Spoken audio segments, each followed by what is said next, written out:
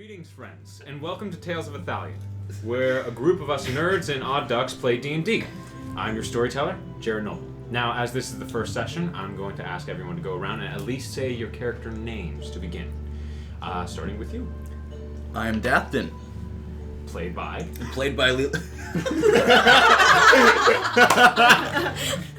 Hey man, I'm an idiot, okay? Played by Levi Parker. I'm OLMAGTE, played by Jack Wiseland. I am KELSION, played by Nick. I'm SAAKA, played by Amy. I am Satyr, and I'm played by Liam. I am playing Winding COIL, and my name is not going to be said to you. Thanks, Nate. My name is ANETH, and I am being played by Abigail Snellgrove. And to restate, I am your storyteller, JARON. Welcome to the table. Now, without further ado, get comfy. Let's begin. To start this off, care.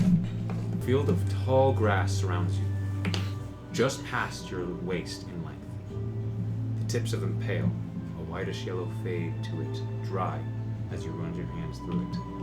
You can feel the rough edge of each blade of grass that seems to try and catch your hand as you move through it, slowly walking about. You look around. It's dark. It is night. You look to see nothing in this field is with you. No rock, no tree, not even any being. Just beyond this grass, a section of land, you look up to see the stars. Each one a brilliant radiance of light. Each ball of white that spreads itself endlessly throughout the sky. Each one with a whimsical dancing beacon that travels for all to see as they move along. Just you and the stars. Are they the constellations I know? They don't make any forms. As you run your fingers lightly through the grass, moving, looking up to the sky, you're at peace. A sense of calm comes over you. Quiet beauty has been gifted to you. You then begin to notice something in this quiet. Something's odd. It's incoherent, but something has broken the silence. Something is with you. You awake to the shaking of a small Tabaxi who's pointing ahead. So, as you sit up, you look around, and I would like you to describe yourself, and I'll go one by one with the people in the area around you. I am a hairless, human-like being with serpentine eyes. I am dressed in water-worn, dirty, long coat and street garb that has kind of been soiled by this journey so far.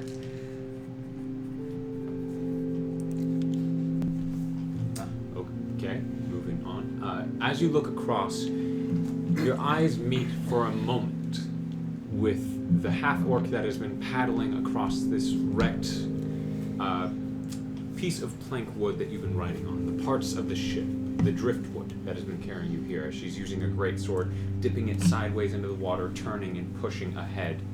SAAKA, what do they see? So, half-orc, so I'm a lighter shade of green. I have my dreads, but they are tied up in a bun with a little red bow on top. And then I'm a little leaner. I'm like decent height, like 5'8". I'm a little leaner, very muscular. But you see I have an owlbear cloak that looks like that I may have hunted myself. Yours was way better prepared than mine was. As you continue looking about, someone's shaking your arm, but you're not making eye contact with your friend yet, wanting to keep match of these strangers. Your eyes then catch on to the green tiefling who was staring at you. You see see a green tiefling, dark green skin with black horns, very slit back, very streamlined. His hair is very short, tied into a warrior's wolf tail type. He's wearing leather armor. It looks like it's been self-stitched from previous battles. He's, about 6 foot. He has a blade scar across his face and a very unclean scar going from his right jaw down his neck. And his eyes are very strange. They are almost a pure black with yellow gold iris. Right next to him, kind of looking out to the water, but turning his head to the sudden movement of you jolting up, you see the purple tiefling next to him. So, you see purple tiefling, kind of lighter shade, like rusty hair, really unkempt, kind of like long hair but mixed with bedhead for a rough idea. Just light garments, just a bit padded, so if he bumps into something, not gonna hurt him. Pretty watered down because of where we are right now. And just constantly looking around just as if there's something there that he's missed. It has been 7 days since the monger sank. What water you were carrying in the skins or flax you had on you is all gone. Any rations on you as well that weren't soaked were eaten. Starving, thirsty, and cold, you float on the large driftwood together. The sharp, cracked edges have given you many splinters already. The night is beginning to near its end. As dawn is approaching, you look out and see the pinkish-red sky along the still darkened clouds that has yet to truly peak the sun. SAAKA using her great sword through the silence to paddle ever so slowly towards your destination, land. To one of the 3 islands of Nilkaya. You look ahead to see the massive island. You're almost there. A few tantalizing hundreds of yards away, you get a tiny bit giddy about thinking you're finally reaching this land. But you curb your excitement, being wary not to move about too much to shake the means of your floating. Not much has been said between the group of you. A few side conversations to pass time, or necessary speakings about food or water. All of your nervous energies can be felt by one another, putting each of you off just a little bit, but you all remain quiet. An unspoken agreement of reaching land first. However, with the land getting closer, it becomes harder. You do see something. I would like 3 of you who want to make perception checks.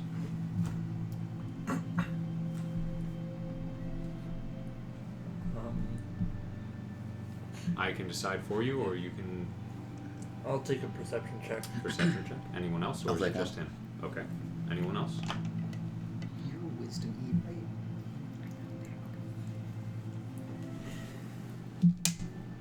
14. Plus 5, 19 total. 5. It's a good start. Roll the 2. As you begin to look over, your hand kind of goes over and into the water, and the surprise of the cold suddenly makes you kind of look to your hand and check to make sure that nothing touched it.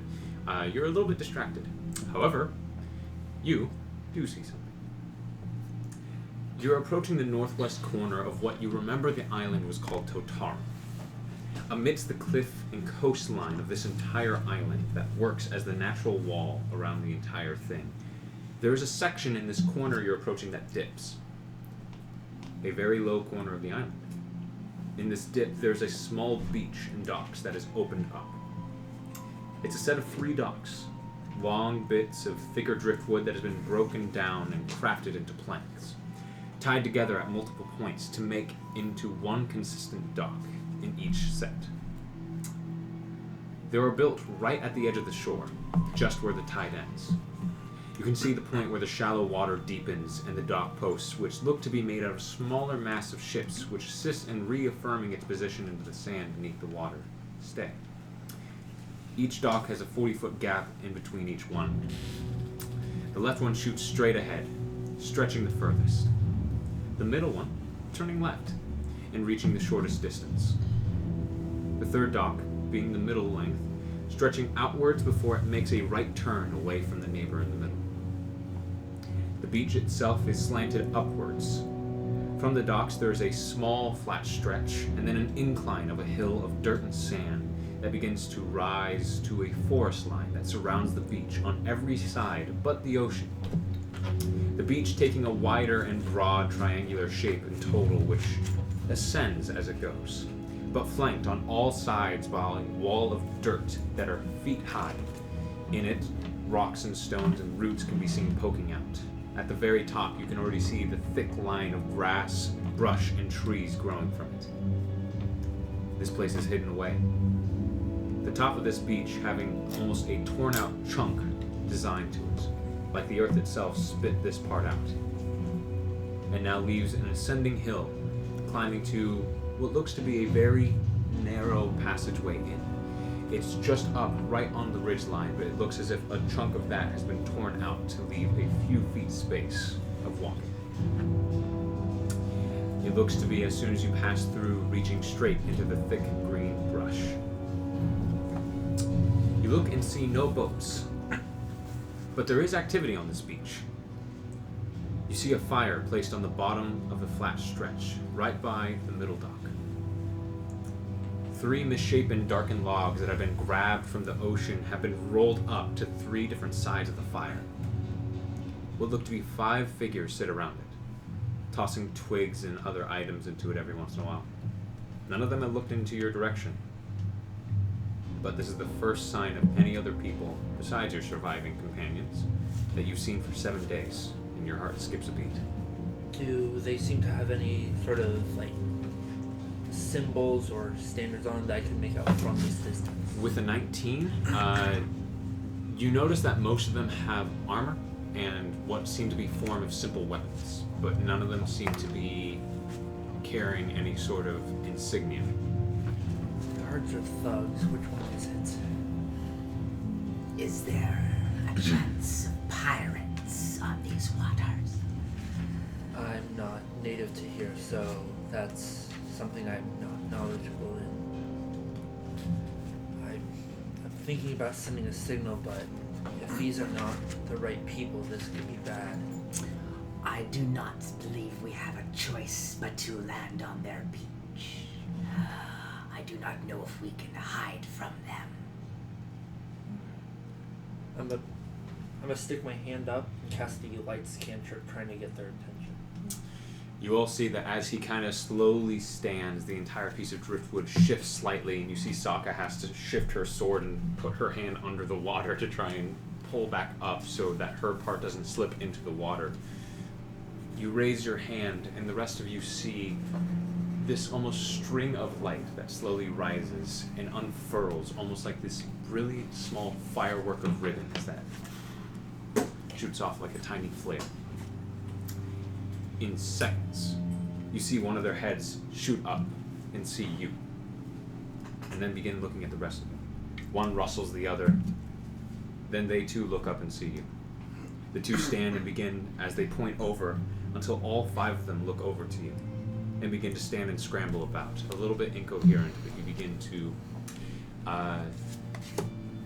hear some form of shout. One of them, a thinner figure, runs up the middle dock and begins to unloop a rope from the left post at the very edge. He ties his end to the post and throws it into the water. Here you go! It goes a decent distance, but not close to you still closing into it. It moves slowly, curling right and away. You hear him shout, "We'll pull you in! Grab on!" Within a few moments, you're within arm's distance of the rope. Grab onto the rope. Start pulling us in. Another one of these men that saw you second runs up and grabs on, and both of them begin pulling you in, the other with his accomplice, you holding on tightly, not pulling back, but just letting them drag the piece of driftwood. You hold on with your tired and sore hands and body. You feel that your arms already feel like they're going to give out on you, but you hold on with everything you got, and slowly but surely, they pull you in. You get a better look at these individuals as you draw close. The first one that ran up is a thinner, younger half-elf. Short, unkempt brown hair, green eyes, and a surprisingly hard face for someone that looks so young. He's wearing weathered and worn-out leathers, some places that have holes in joint areas with tears in the fabric, a short sword and a dagger on either side of him. The man pulling with him, who saw you second, is a portly human man. A bald top with long white hair on his sides and back of his head, liver spots that can be seen here and there, brown eyes, a long nose that's just a tiny bit crooked, along with some teeth. He's wearing chainmail with a red tunic underneath, with a brown patch-job trousers and leather shoes. He has a shield on his back and a club hanging loosely to a tied rope belt on him, the club appearing to have a metal plate melded into it. As you reach the dock, you're picked up and brought to the main dock. Your legs, one by one, you're being pulled up. Your legs ranging weak to sore and your backs stiff. The older man shouts out to the others, "Caleb, get some blankets here now. These folks are cold past death." In a few moments, a broad-built bald man with a scar over his right eye from forehead straight down to his chin approaches you. As you all slowly begin moving up the dock, you notice that his blue eyes are piercing into you as he's looking one by one. They're deep-colored as the ocean behind you. He has a beard a few inches thick that covers most of his face, but splits to the scar on his chin. His leathers seem a bit brighter than his compatriots, and much more well-kept. He has a crossbow at his back. He presents to you with dull green or thick red-colored blankets. You notice that as he's handing them out, as you begin walking down the dock, that his index finger on his left hand is missing. As you're swathed in blankets, the three of them begin leading you over to the fire. All the while, the old man saying, "Now, don't you worry. We're going to take care of good years. Just relax. Braylon, Carl, prepare some rations." As you all approach, the other three are in the midst of grabbing some large stones or broken chunks of wood for something to lean against or to be seated. As you look to the edge of the beach and to the sides where the dirt and stone wall stands on either side, you look at the other two individuals as Caleb goes and assists them. The one whose head perks up at the sound of Braylon is a brown-scaled lizard folk. 3 fills taking a deep orange color on his head that run down, the 2 on the side shorter in length in the middle that runs down to a point where you can no longer see. His darker yellow eyes looking over to the man before nodding and moving towards you all by the fire to rummage through several sacks behind one of the logs. You notice many small scars and some places with missing scales that look have mended over weeks of healing. His armor is heavier than the others. You see he's equipped with a breastplate that has a brass tint, straps of leather hanging from his waist. He carries 2 hand axes on his side. He takes out what looks to be dry meat, a few days old bread, and hands it out to you in a fair share. He then begins taking out water skins and giving 3 in total for you to be shared amongst. You look for the voice of Cal, who's calling out, and you turn to see a very pale elven woman. She has dark hood over her raven hair. Her steel gray eyes look over all of you before she speaks. "Piss off, old man, I'm busy." You notice her armor is more intricate than the others, looking like thinner black leather.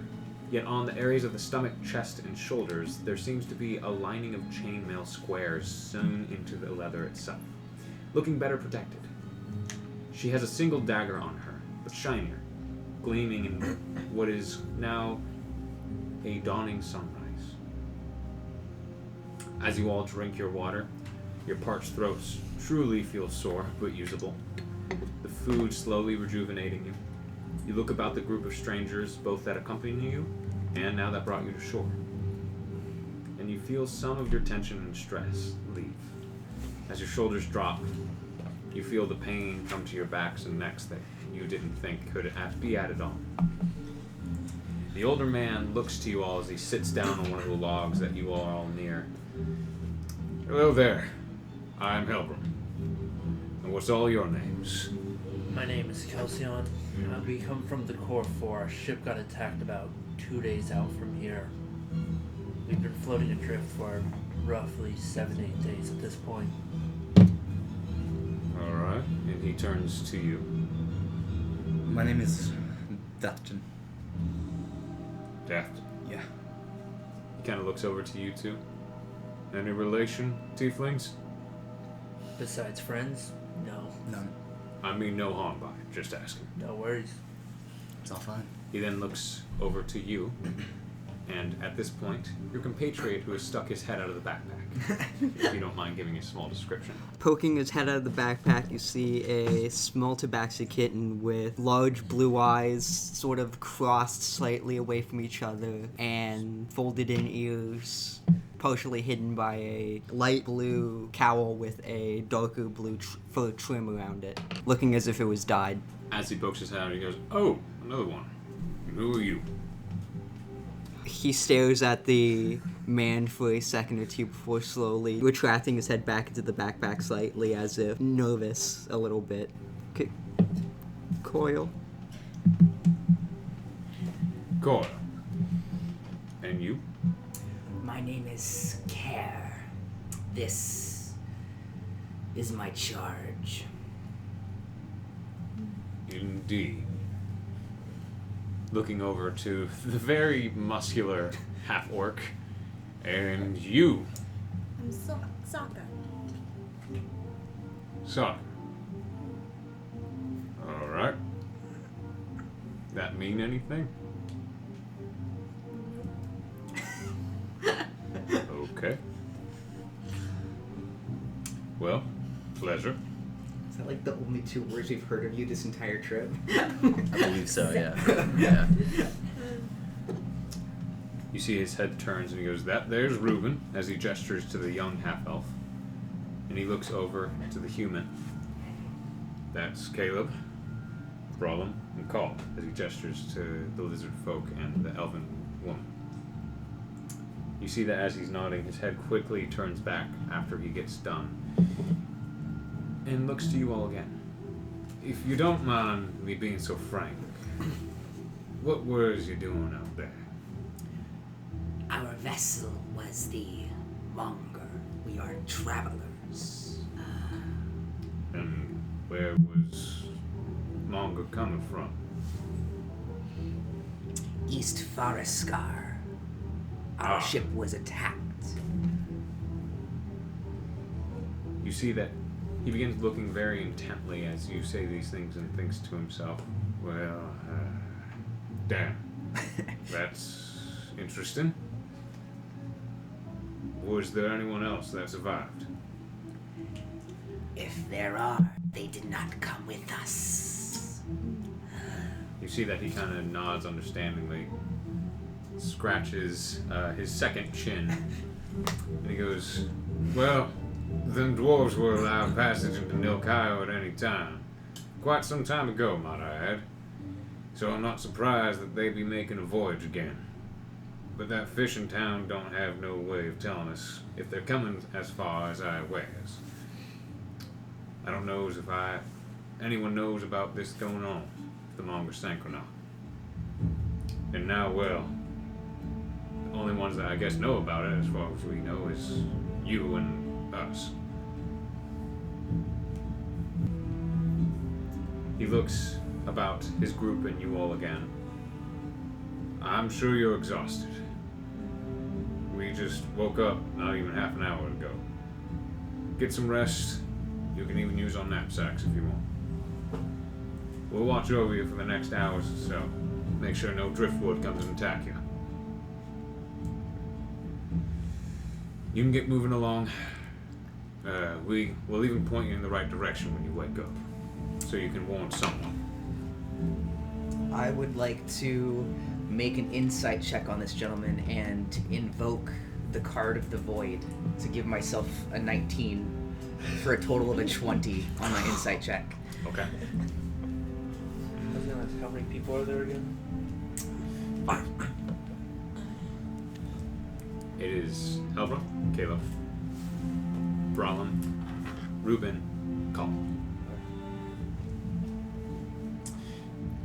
What they do not see, but you do, is your sight being pulled away from you. Suddenly, you're in darkness, by yourself, as if your very essence is floating.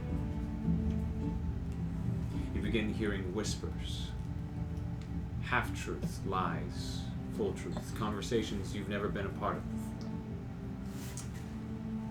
And it begins to zero in onto what this man said.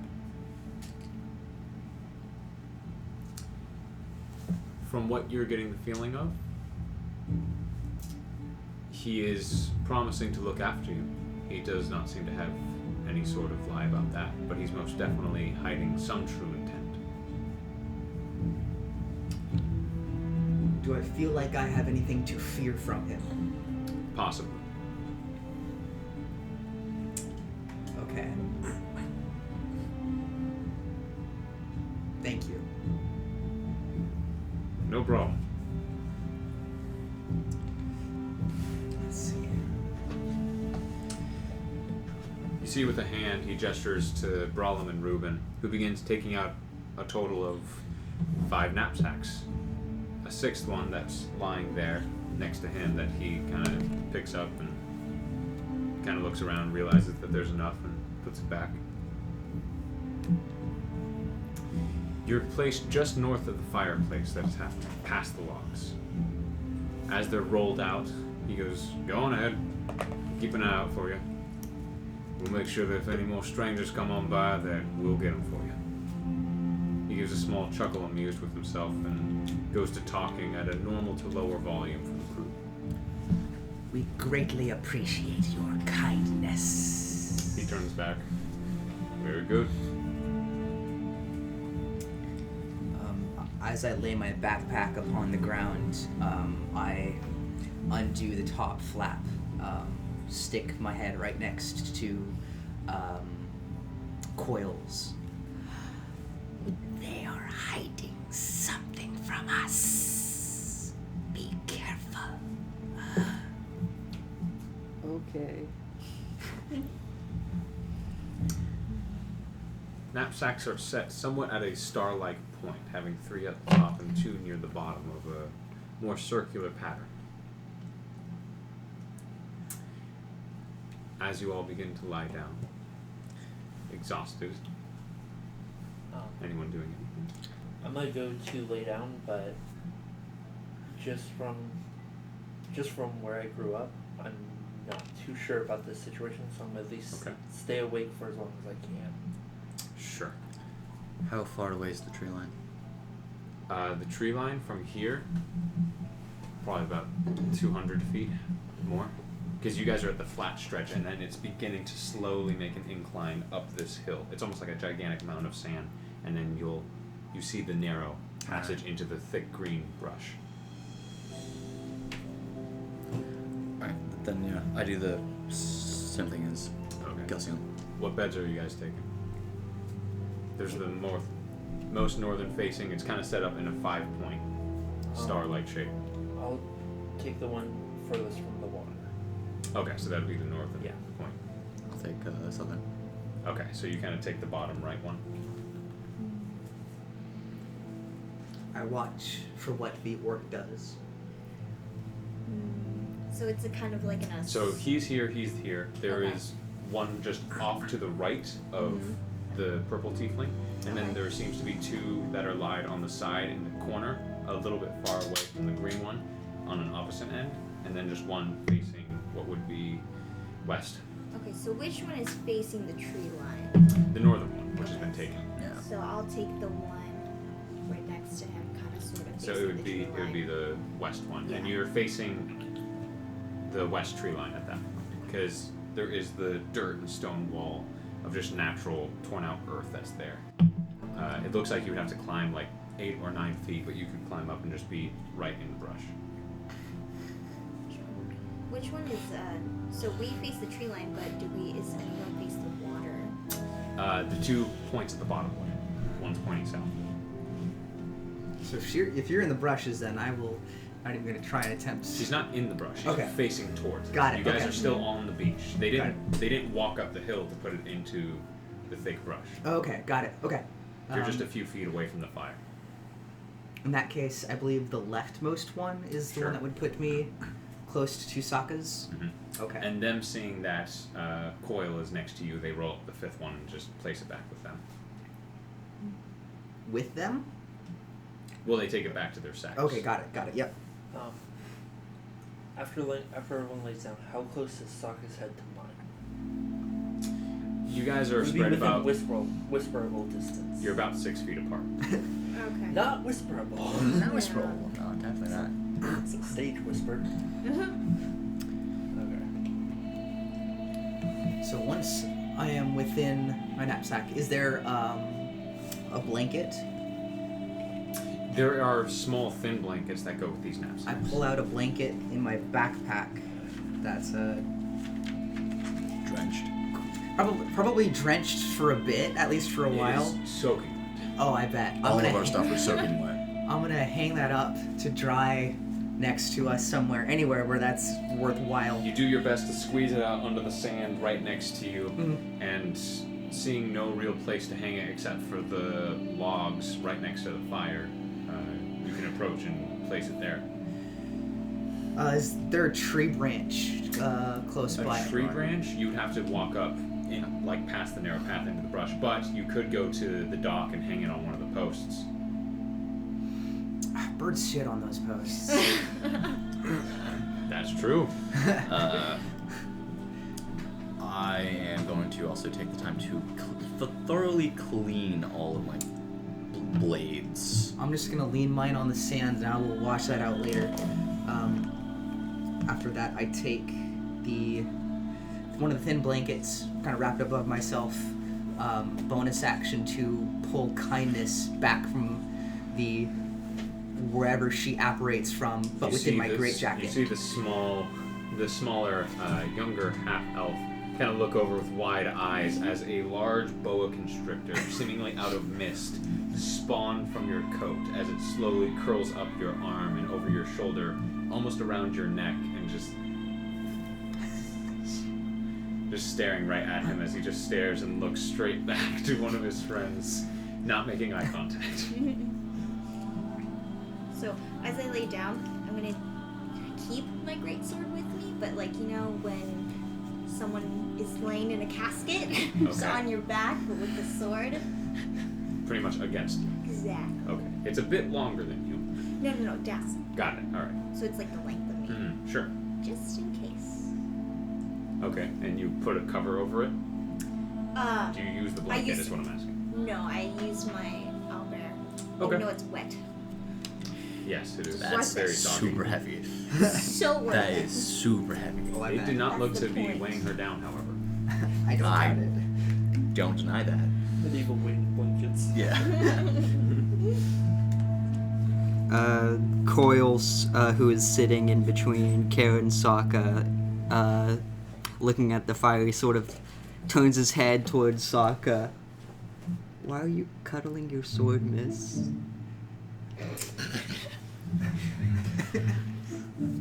It is comfortable. Okay. With a passive perception higher than everyone else's here, you do see that while they're having that small side-to-side back chat, that you do see the lizard folk kind of do a small head tilt as he hears about someone cuddling a sword. You kind of like look over, and all these strangers are kind of like making weird and odd, like worried looks at one another about who they just decided to help. But you can kind of tell that they're just trying to ignore it at this point.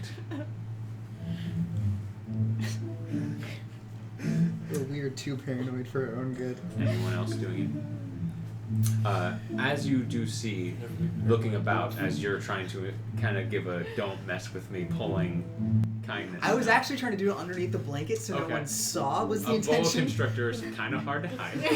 It's a small creature, technically speaking. Sure. You do look over and you see that with both a dagger and still a nice blade, you see a silver and steel khopesh that is being slowly wiped down by the green tiefling. You see what looks to be a cloth of a deep green wrapped around it with what even looks to be small bits that hang off of it. That as it swings, it would be leaving these back tails. As he cleans it, he just kind of has this deadpan stare down at the sword as he's doing it. Almost just in rhythm. It's a second nature to him. Must you clean that so constantly?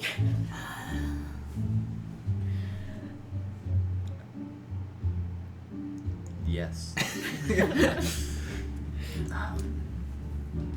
I saw the khopesh the first time. You don't need to show me it again. We did this already. This is metal. It will rust. I do not want that. I'm cleaning it. That did not stop the half-orc. I don't think she cares. She used it as a paddle through the salt water for days. That was also a great sword. This is a khopesh. This will not help me paddle very well. You should get a paddle.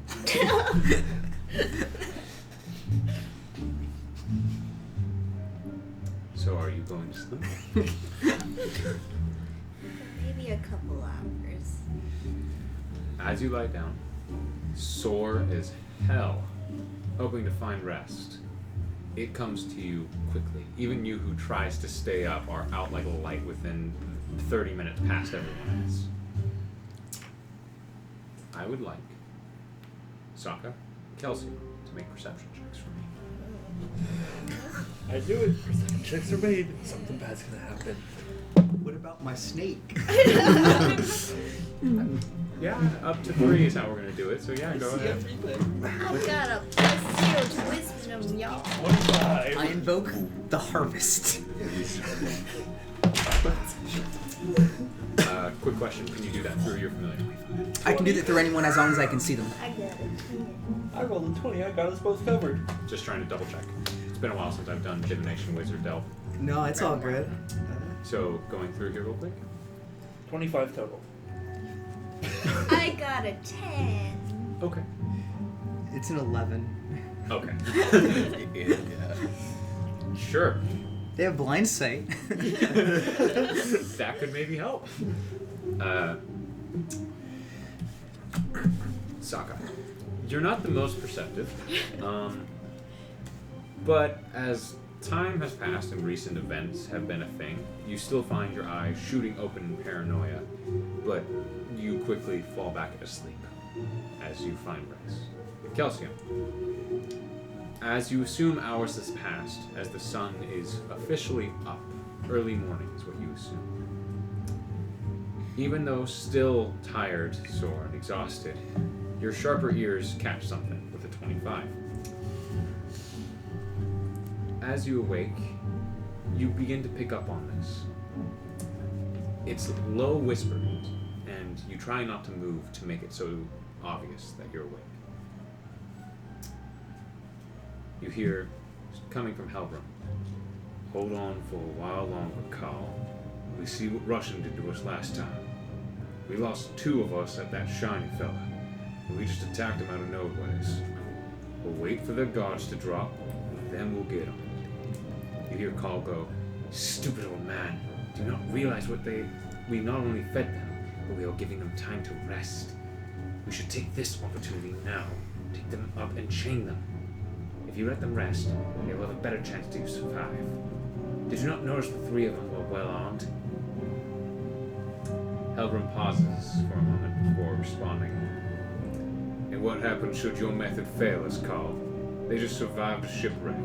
They will be on edge with everyone, especially our well-armed like. Just calm down. We will be fine. If we let them simmer down for a little bit. You see that he pauses, thinks for a moment. You can go steal their weapons if you like. We'll say we was cleaning them for them. Once we have those, we can get them. Take my roll. Dathan, I'd like you to join another perception check at this point. May I make one as well because I'm in between Kara and SAAKA? This is something specific. I'm still going off of what these two have. Oh, okay. My mistake then. Dan, don't worry about it, buddy. Total, that'd be a 4. Sleeping like a baby. Natural 1. KELSION. Although you are not as battle-hardened as what you assume some of these other figures with you are conscious of pretty much everything at this point, as you heard the entire conversation. And you are very aware of the footsteps ever so slightly hitting the sand and approaching you. And you begin to feel your shield that's right on your back slowly beginning to lift off of you. SAAKA, you yourself, as this person makes a terrible stealth check. As you lie there, turned away on your bed to try and hide your sword at this point, your eyes open suddenly. And you stare at your greatsword in front of you. The long, pure steel, single-edged, with the backside made of dark stone. It's blunted and carved as this back slot holder for the blade. The handle made of a formed rock, and making use of the owlbear you slay, its skull is spliced perfectly in half and built around the hilt of the lower backside of your blade. As you hear footsteps approach you, you already have your hand on your hilt, waiting. As I feel my shield being lifted, I'd like to basically sit bolt right up and scream as though I just had a nightmare and look wildly around. Everyone can make, that's asleep, may make a perception check with advantage. As you do that, you stand up and you grab onto your shield. Someone has the other end. You look and you see the pale-skinned elven woman standing over you, who sees you and goes, "To hell with this!" and draws her knife to go to strike. On top of the perception checks, I would like everyone to roll initiative. Okay. Does my snake count as already awake? Because it's not an actual creature that exists. I would say that it is watching for you. Sure. But this is more of a, did you hear the scream? Yeah. Even in this state, you guys are very tired, so this is more of, 18. you would wake up. Beautiful voice, everyone. 21 for perception. I'll let you. Huh? 21 perception. You wake up. You are already awake. So since I was awake and I hear his scream, can I bolt up and kind of hold my sword, Okay. point it at whatever you're screaming at? Nightmare. Thank you. If you're gonna attack my mind, please no. Yeah. My mind fighting is back. It's not fun. You know. Okay. You're so First combat, sassy. guys. What do you mean? Damn sass. Okay, getting into initiative. Very far would be really good. 20 to 15. Oh, Bro. I got 20. Oh, all right. what is that? Oh goodness. Dark. It's a 13 or an 18. Yeah, that's a dark colored dice. 18, buddy. 18? You did good. Jeez. Oh, sent me. He's gonna be. Yeah. 23. Yeah. All right. All right. There we go. Just as last time. Yeah, I know, right? Nothing has changed. I got an 18. 18. All right. These guys aren't rolling too bad. For theirs. 15 to 10. 10. 10. Okay.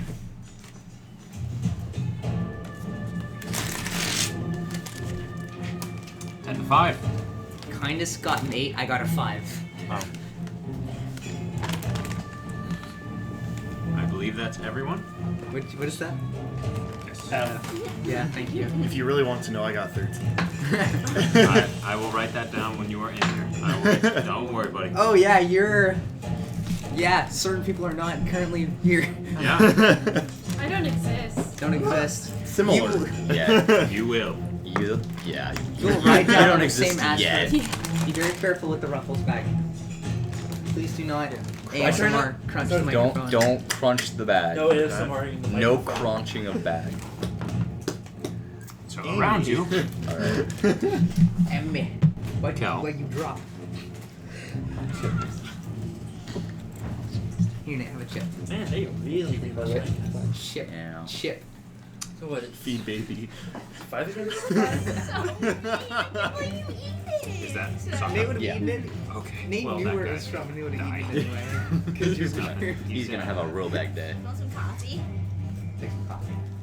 It's really strong. I'm sorry. I ruined my coffee shop. Death. You have. So this is working as Brawlin, the lizard folk over you. Okay. I have something. Caleb. Thank you. Okay. Top of the round. Kelsion. Yay. Options. I have lots of things I can do. What should I do first? Ah, yes. Good. And so it begins.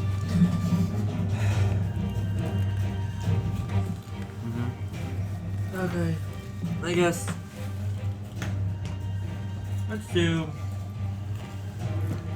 I'll cast Sanctuary on myself. Okay. I'll be right. You see that as he raises his hand and brings it down over his face, almost this theater smile mask veils over Kelsion's face and then disappears. And over his horns and face, you now just see this almost fidgeting smile across his face that begins moving back and forth. And Right in front of you is this dark female elf. Black hair, the dark hood and leathers. You see what looks to be a silver dagger in her hand. okay. Well, let's see. That will be. He probably needs it less. Go for it. I'm going to cast Bless on DATH'TAN, Care, and SAAKA. Okay. Okay. No, don't. You see, interestingly enough, almost like these veiled cloaks of pink begin to wrap around your friends and then dissipate. Friends now, These, are we? well, yeah, not friends. I'm so used to saying that. Yeah. Only one. My apologies. These companions in the moment, as it veils around these people, they dissipate, and all there is these small, almost like explosion of glitter across their skin. SAAKA looks quite confused, while DATH'TAN does look a little bit normalized to it at this point. Yeah, I'm used to it. So you guys are blessed. Do you mind helping me out here? Yes, I And would. we get to use those again. I would find this. Yep. And are you moving? Let's see. It's going to be one opportunity attack. Yes, indeed. Just to auto attack you. You don't know what's going on. I'm feeling confident. I'm going to move. I think it's. Come on, you move me to here. At least count out 30 feet. 5, 10, 15, 20. You're fine. Okay. Okay, so wisdom save first. Yeah. What is it, the DC? DC is at 15. 15. That is a failure. You see that as you run away, she like goes to rear back for a stab, and she like looks like she's struggling for some reason, and then stops. Okay, I will not be hit. is that your turn? Action, bonus action, movement. Yes, it is. Hey. And it was wisdom save, yeah. Yes. Okay. It was wisdom. Coil, your turn. Alright, I am going to use my bonus action to, or rather, Sit out of the back. my action to cast Vicious Mockery on the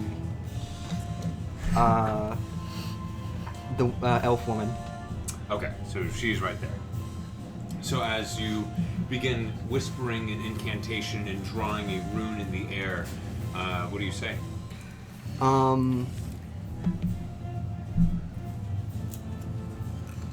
What am I gonna say? Quick, Catman. Just about anything from your size can be taken as an insult. Yeah, literally anything you say will be an insult. Come on, go up. Alright. I yell out to the woman, I won't let you hurt my friend's pointy ears. and then I stick my little tongue out. And then As you hear this small shout, you see these vibrations in the air as he speaks. And it's a saving throw or just damage? it is wisdom saving. Just damage, I believe. It's a saving throw. Something. Wisdom No, it's saving saving throw. Okay. The DC 15? yes. Yeah. It would be. That fail. Okay. Roll damage. Damn. Yeah. Here. 2 plus your spellcasting modifier. So that would be 7, correct? 7 points of damage. Sweet. Yep, 7. You see that she holds onto the side of her head, looks about for who did that, and then locks eyes with the small cat. It is now Halbrim's turn. One more thing. I'm going to use my bonus action to do Fairy Fire on basically everyone. Save for everyone then. Or rather, no, these 3. It's a Those 20-foot cube. Oh. Yeah. Yeah, that would get those 3. Okay. So let's see. I'll roll some dex saves real quick. Yeah, for the audience, though, I'd probably specify which one's which. Just to... So you're getting Call, Reuben, and Brawlin. Brawlin, who's right now standing over DATH'TAN. SAAKA, who's in the midst of getting up as the small half-elf is having a dagger and short sword out, who's now realizing he could be in trouble. And Call, the female elf woman who saw her target run away and couldn't do anything, has now gotten hit with psychic damage. Now making saves for that. For Brawlin, what does Brawlin save? It's advantage. Okay, so that's a fail on Brawlin. For Reuben, let's see. That's a 20? Or no, yeah, 20. So yeah, succeed, I'm would assuming. succeed. Yes. Yeah. Yeah, okay. And then Paul. Natural 16. So succeed. So did any fail? Brawlin did. Okay. So you see the lizard man as he speaks again, this other incantation almost forms around his mouth and shoots out. And this large, almost paint bomb goes off. And as it tries to surround and cover most of these beings, they seem to be good about ducking or getting out of the way, thinking it's some sort of danger. But the lizard folk, not being able to see it in time, gets caked in what looks to be this purplish pink color as it's just sitting there really freaked out and not knowing what to think of the situation. Halbrim's turn. He's standing up. He goes, "Damn it, woman, don't know when to quit." Begins walking over. 5, 15. He's gonna get flanking from DATH'TAN.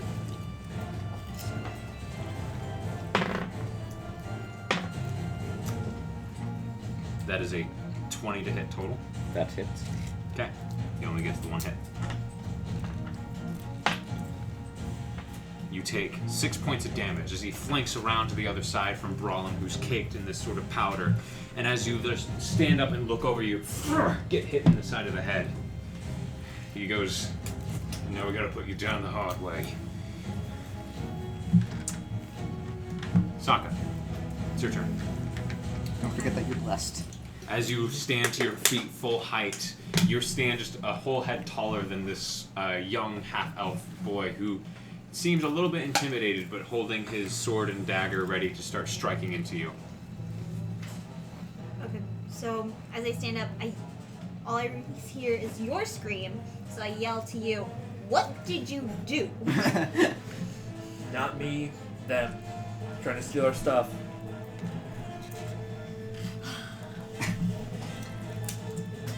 I would like to rage.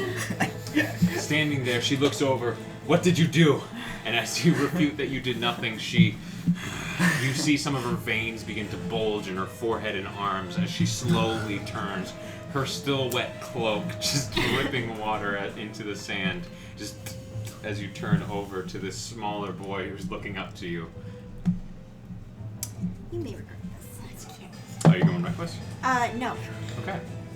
And then where's a D4? I know lots of D4s. Yeah. How many?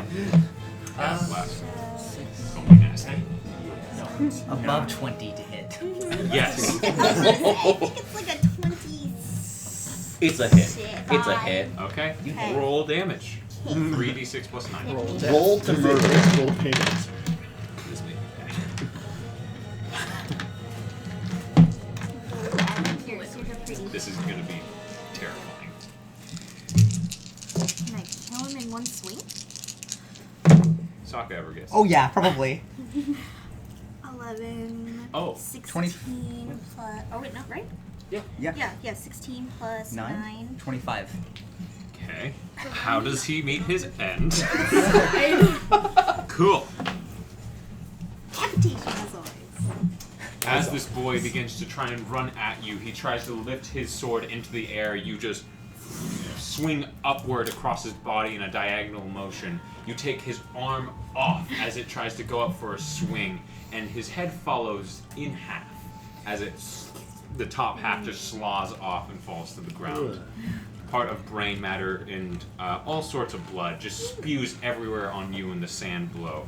I use my reaction to put my left arm kind of like around COIL and usher him back. I give a very satisfied smile, and then I yell, "Who's next?" You have movement if you want to look around. You turn and Call is right behind you, who just saw you take out the small one. Who would be? Did Coil That's see you. any of that? So that's where she is. She's right in front of you. Yeah. Okay. You had a few people between you and the Yeah, mess, but you saw in the midst of already the quick movements running around as you see the tiefling run off. You just look behind somewhat of the cloak and just see the body fall across the large body of the half-orc standing in front of you. That's it. That's your turn? Alright. It is now Caleb's turn. Caleb sees this, goes, "Oh my gosh," and he's loading his crossbows. He kind of looks at you with a strange eye, but then just looks around at the battlefield, not knowing what to do, and will just turn to Care. okay. Let's see how this goes. Not great. That's the answer to that. 12. That'll hit. That'll hit, alright. Not great is still decent Yeah. against the wizard. Yeah. That's not a ton. 4 points of piercing damage. Okay. As this bolt sticks into your shoulder as you're looking over, trying to cover Coil's eyes. You're not even looking as the bolt strikes into the shoulder that you were trying to use your arm to block the vision with. You look over and you see him, and he's beginning to reload already as he goes, "You stay there." Okay. It would have been Ruben's turn if he wasn't a corpse. DATH'TAN, what is your dex? My plus 5. Plus 5? Yeah. Oh, yeah. You go first. Oh, cool. Yay.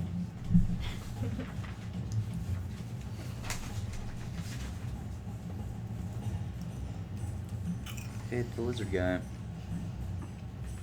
He has fairy fire on him, right? Yeah, so advantage. Go ahead and roll twice. And what's not a D4? Natural 20. That's 20. No need it.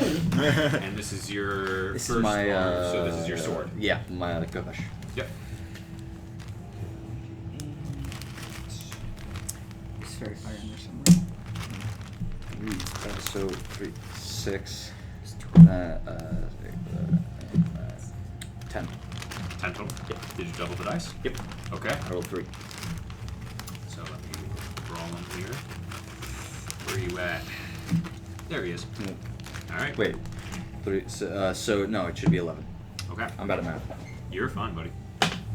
As you swing back to the being that has yet to swing at you, as he's trying to get back and forth, you with your own 2 weapons, as him with 2 hand axes, are swinging your in the midst of this flurry. You took the hit from behind from Helbram, but you're not paying attention as this very angry lizard folk is just swinging wildly at you. You duck one of his blows, bring your Kopesh in from the backside, and cut only one of them across took his it. entire stomach as you catch him in the side It was just and a just lizard folk. turn it around. He's looks back to you as he is not dead, but he is injured. I stare directly at him, and with my bonus action, I just go, hit me again. As I do my blood maledict on him. Mutual suffering. Okay. You see that as he speaks these words. I'm also gonna amplify it. Okay, so go ahead and roll D4, I believe. Yep. And take that as damage. 3. You see that as from the head wound he took from Helbram, some of you begin hearing this infernal speech, and around him the sand darkens around his feet, as if the earth itself dies. As he begins pulling some of the blood into his hand and speaking, he almost smacks it against his own mouth and throws it out towards the being. As it smatters just small drops of blood against him, you see the brown scales darken and his muscle mass of this lizard folk just thin a tiny bit. As he looks to you. Me again. You asked. He's gonna go into a rage. See, and swings with his hand axes towards you. He's gonna go reckless. 22. Hits. And for his bonus action attack, only 13. Misses. Okay, so he's gonna hit you once. 8. 8. Yeah. He also takes that 6 damage. plus 2. He takes 8 points of damage. Of necrotic. It kills him. As he swings twice, it strikes into you, right into your ribs. It hurts, and you drop down to one knee, but you smile as you grab on and just pull one of his scales off. As you see that instantly, just blood begins spouting out, just at a massive speed and rate. As he starts freaking out, trying to stop the blood flow, you just stare at him with these darkened eyes as he slowly begins just collapsing to the ground as he's beginning to wither into a mummified corpse as the blood drains from him, a pool of it surrounding you in the sand. Brawlham is no more. I will make notes in combat from here as we continue on, because even this is not satisfying. Oh no, Satisfying for us. I took half my health in one hit, man. Oh, I'm worried. Sure, but that's you. Yeah. Everyone else here is kind of cleaning house. Okay, so what is For Kyne's no one. dexterity? +3. Okay, Kyne goes first, Okay. surprisingly. Kyne slithers beneath my feet, flanking this guy. He is attacking him with advantage. Okay. That's a 18 to hit. That hits. That is a Attack from Elbram. Constitution saving throw. Sure thing. That is a fail. Okay. He takes 1 point of piercing. Yep.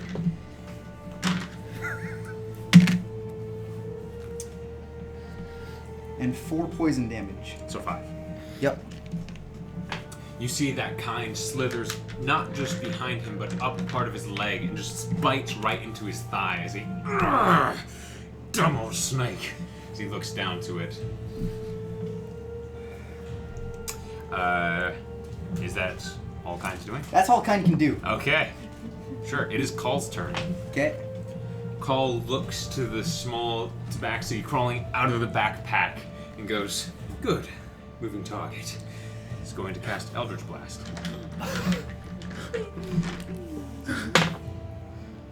Natural 1. almost the explosion the size of the being itself lands inches away from it right in the front. As you see Coil is just stuck frozen, hair at its end, staring at the small exploded mark. Coil, stay back. We have this. As her main action, she turns to, let's see, I'm just going to roll before you decide. Okay. Thank you. It's going to be SAAKA. I need you to make a charisma save. Oh. It's her one spell of the day.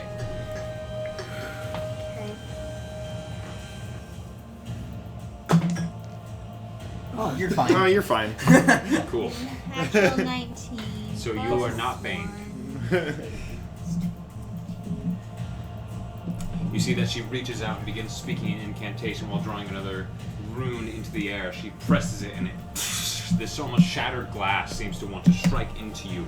But as it hits, it does no damage, but you feel that your soul is almost being weakened, your very essence. But you shrug it off, even in your anger and rage, blinded by it. It doesn't seem to do anything to you. She... bugger. Alright, moving on. Care to finish us off. I told you, this child is my charge. As I take out the crossbow bolt from my arm and throw it at the elf woman and cast catapult through it right into the elf.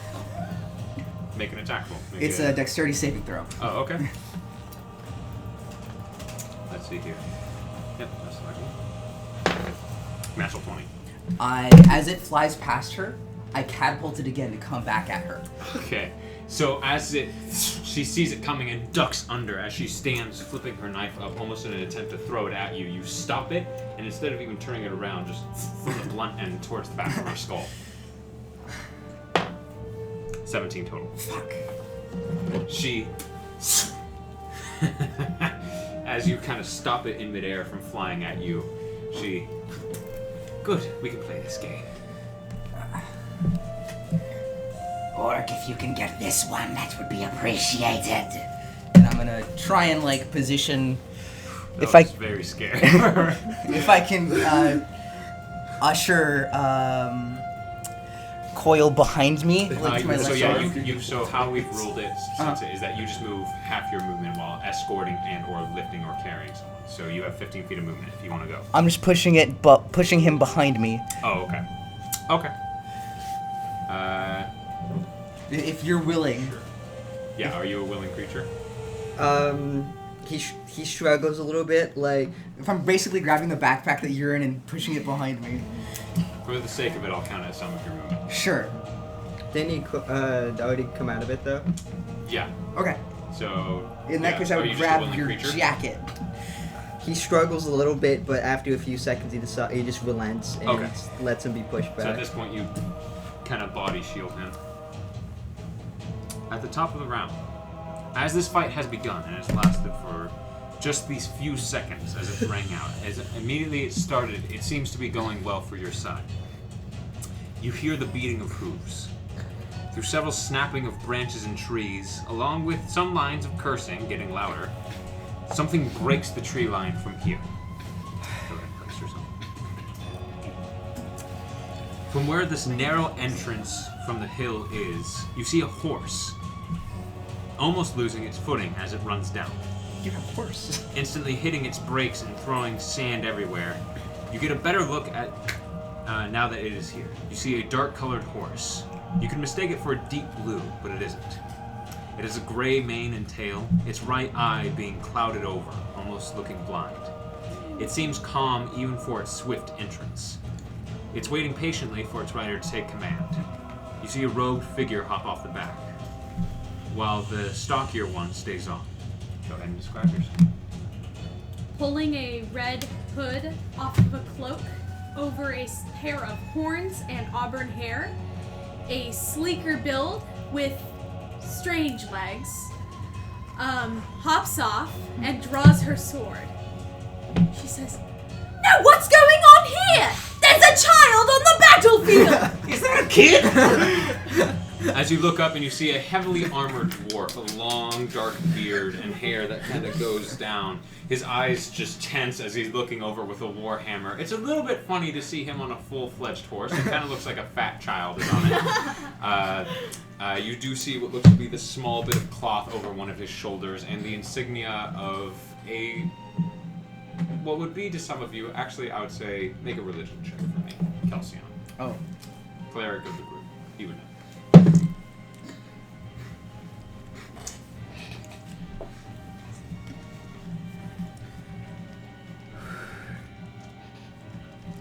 21. You see a incarved blue fist with dark thunder clouds and lightning beginning to roll out and around it. This is the insignia of Yethan. As he kind of takes it, he goes, "Come on, beetle!" and he turns it one way.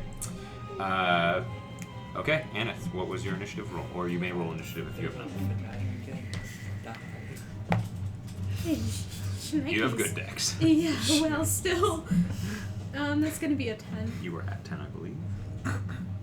Yes. I believe so. Okay, so you two are tied for it. My dex score is 21, but my mod is 7. Okay, I'll say because score beats you out, it's the same thing. Yeah. Oh, mod? Yeah. Yeah. She is her. Yeah. Okay. Hey man, you had a good first round. That was solid. Yeah. Both some meleeers cover. took someone out on their turn. I ain't looking too pretty though. Hey, No. that's how it works, man.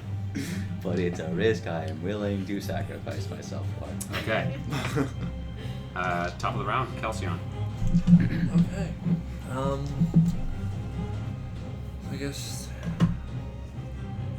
Where is it? Main action. I'm gonna basically stick my hand up, trying to aim and prepare to throw my spear at. Okay. Let's see. I guess I've only got Who's within one range? Yeah. Yeah, she would be the only one within range without taking disadvantage. Yeah. Because I believe it's 30-60 on the range. 2060. 20-60. Okay, so 5, 10, 15, 20. So you're already at disadvantage. So you'd have to get closer to make it a straight shot. As you ran off towards what is the dirt wall that is surrounding this area. Um.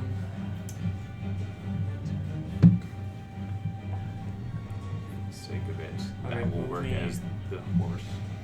Levi, can you move my character 10 feet No. in? Oh, so I should probably be like here then. Yeah. Okay. And then You see, At the ran in, one it's just target- this thin little narrow thing. at the one target You almost lost focusing footing. SAAKA, that's where I'll throw my spear. Okay. Go ahead and roll.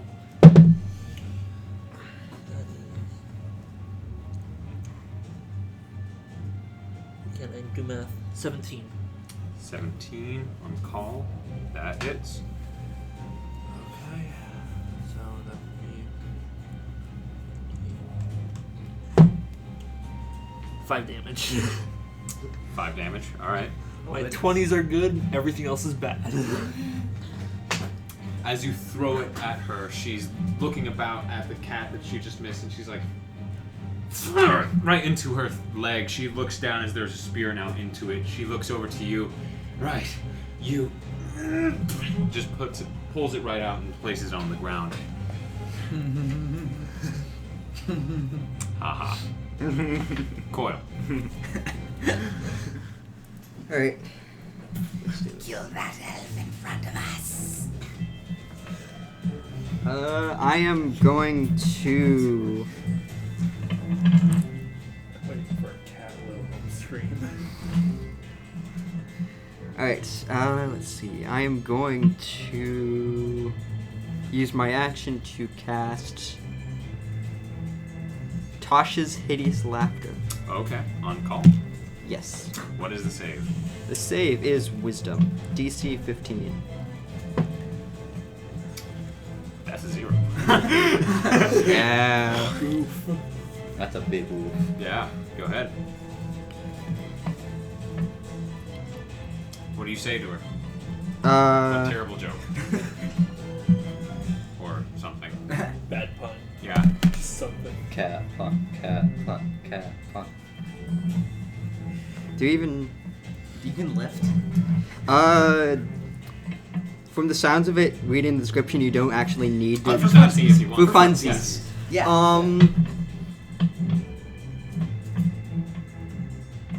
You got I don't. He just says nothing and watches as they literally just collapse in laughter. You see that as she's looking out now towards the tiefling, her leg having a massive hole in it from a spear. As she's holding onto it, she's preparing another dark purplish black orb of energy before. And she just begins to drop down on her knees. You see that she's beginning to cry with laughter as she's just sitting there staring ahead. Okay. You made a warlock joke. And then I'm going to use my bonus action to give Bardic Inspiration to DATH'TAN. What do you say? I yelled to him, "You can do it, creepy squirrel man!" Okay. And what's your bardic inspiration right now? 1d6. 1d6. So gain a bardic inspiration, my friend. Okay. It is Helbram's turn. Helbram is not happy.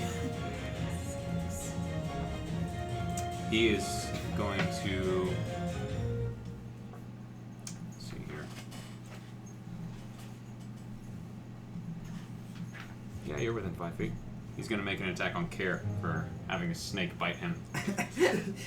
Not kindness? Nope. Okay. 9. I misses! He turns with this club. You see the melted metal over the top end of it as he swings down at you. You just awkwardly take a step back, almost tripping over COIL as you step back, and it just whiffs into the air. He will use an action surge for one more attack. Okay. 10. Hits it. Okay. Barely. You take 6 points of bludgeoning I'm damage. unconscious. All right.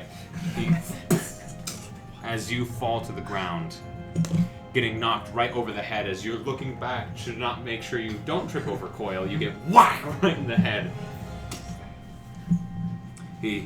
That's a bit better.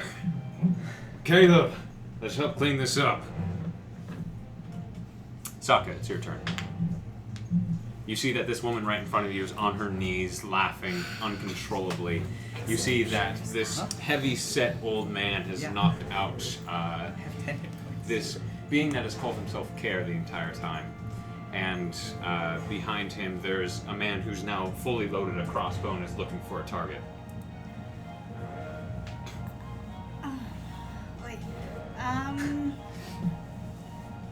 So which one is closer to You? COIL? COIL. That would be the fatter old man, Helmut, Okay, so who's in the midst of all you all. You're closer to the laughing guy. The laughing guy. yes. You were right next to the woman. Laughing woman. So how long does that? You don't know. Okay. You don't know. I wouldn't know that. You are Half-Orc Barbarian. Yeah. You kind of look down and don't know what's happening. Mental breakdown is kind of what you're assuming. Okay, so I'm going to attack the laughing Woman? Okay. person. That's You have advantage. confusing. Yeah. It's got Do I have battle advantage? hysteria. Oh no. In this tense fight, who will come Plus victor? D4. Will plus her 7 to whatever she rolls. What's wrong with hitting a 30? Rolled 16 plus 7, 23. Yeah. Real question is how much damage do you do? Okay, so even your plus 9 does the job. Okay. No need to roll. How does she meet her fate? Multiple, just make her stop laughing. Several overhead, almost like you're trying to cut a piece of wood in half, several overhead arcs down over and over again, carving into different parts of her. The blade sinking in inches down on each collarbone, into her neck, over through her head, over and over again. Blood just starting to spill more and more. Oh my gosh. Now your thick cloak being matted down with both water and blood as it's... I'd like to say that ANETH is terrified of the half-orc. You Royally look I'm over not terrified. and you see That's Halbram gruesome. go. He looks back towards Caleb, and Caleb just looks to him. And you, I would say that you here, even in your very bloodied, stupefied position you're in right now, you do hear Caleb go, I fear them more than I fear these people. Let's keep going. Album just turns back. Understood. So I'll move in front of Coil. In front of Coil to So kind right of there. like... So standing over Kair's unconscious body. Yeah. Yes. As you're standing there terrified, she walks up and just stares at you. Coil. Coil backs away. Remember, you can do just a free action sentence per round, so. Stay behind me. Don't move. That's it. Okay. Did you go reckless? No, I did not. You didn't roll with advantage? I did roll with advantage. So she was that's right. prone. Okay. But she was Got it. prone. Yeah, so got it. Okay. I was just wondering if it's Caleb's turn. I was wondering if he got advantage. That's all. Okay, that's still a 15 plus. I'm staring at the wrong guy. My bad. 18 to hit. You? SAAKA, yes. Sorry. Yeah. Yeah. You see that he goes, Disappointment. and as you're saying, stay behind, you feel the impact in the square of your back. Going just like a few centimeters in. Your muscle's so dense, literally stopping it before it could do some real damage.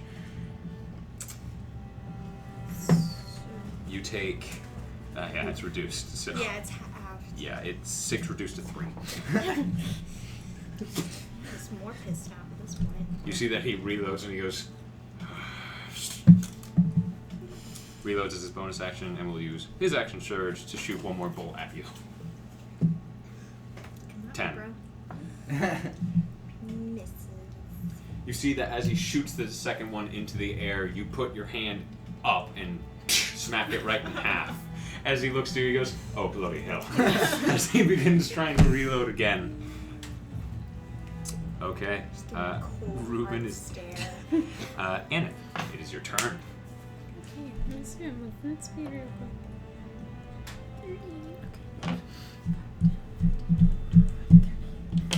Zoop. Do you think that's enough range to give him a What good is old going on? If smack? you have a dagger, you can just chuck a dagger at him. Yeah. Okay. I think I'm gonna chuck a dagger at him. Sure thing. As you sprint up, your hooves beating into the ground, kicking up some sand as you run. You prepare a dagger, slipping it out of your belt, and underhand throw it at him. Ooh. 12.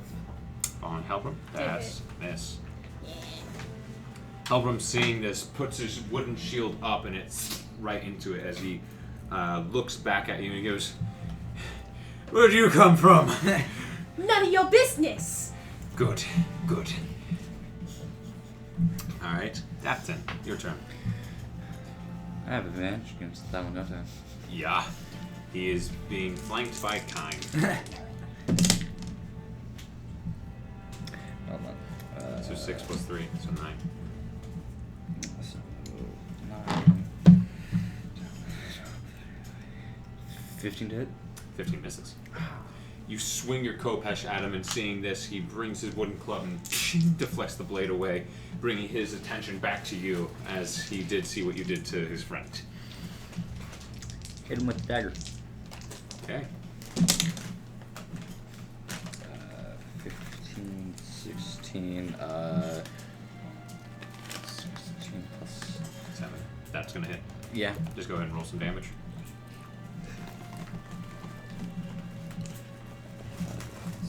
8. 8.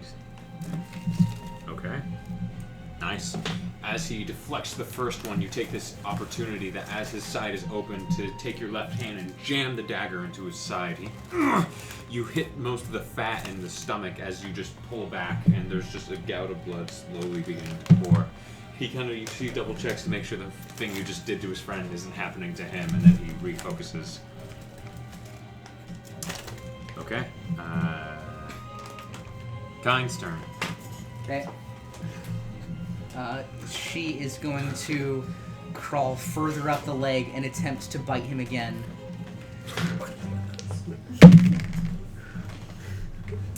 That is a 15 to hit. Misses. Oh, sorry. That is 17 to hit. It's +5, not +3. Just hits. Okay, cool. Constitution saving throw DC 10. Sure thing. 11. Okay, he is going to take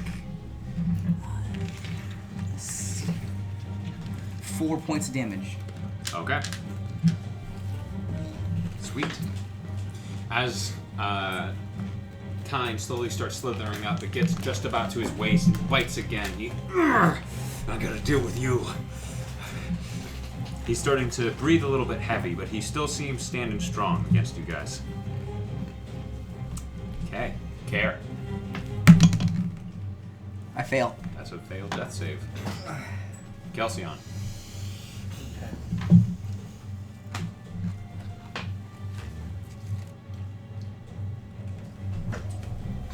I'm going to use my last spell for now. I was gonna use it on you, but someone else needs it. So I'm gonna use my last spell for right now. Healing word on Care. Okay, yeah. This whole jumble of people over there. For Yeah. you get 9 hit points back. Cool.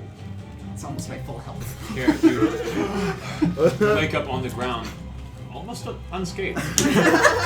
Looking about, you actually look to the wounds that you thought you had through the bludgeoning and some of the cuts and piercings, and you see what looks to be this pink thread slowly knitting together your wounds and closing them, as if a month or so has passed with you. I look for Coil. Where's Coil? Coil is behind this half-orc who's Okay. trying to shield with her body. Okay.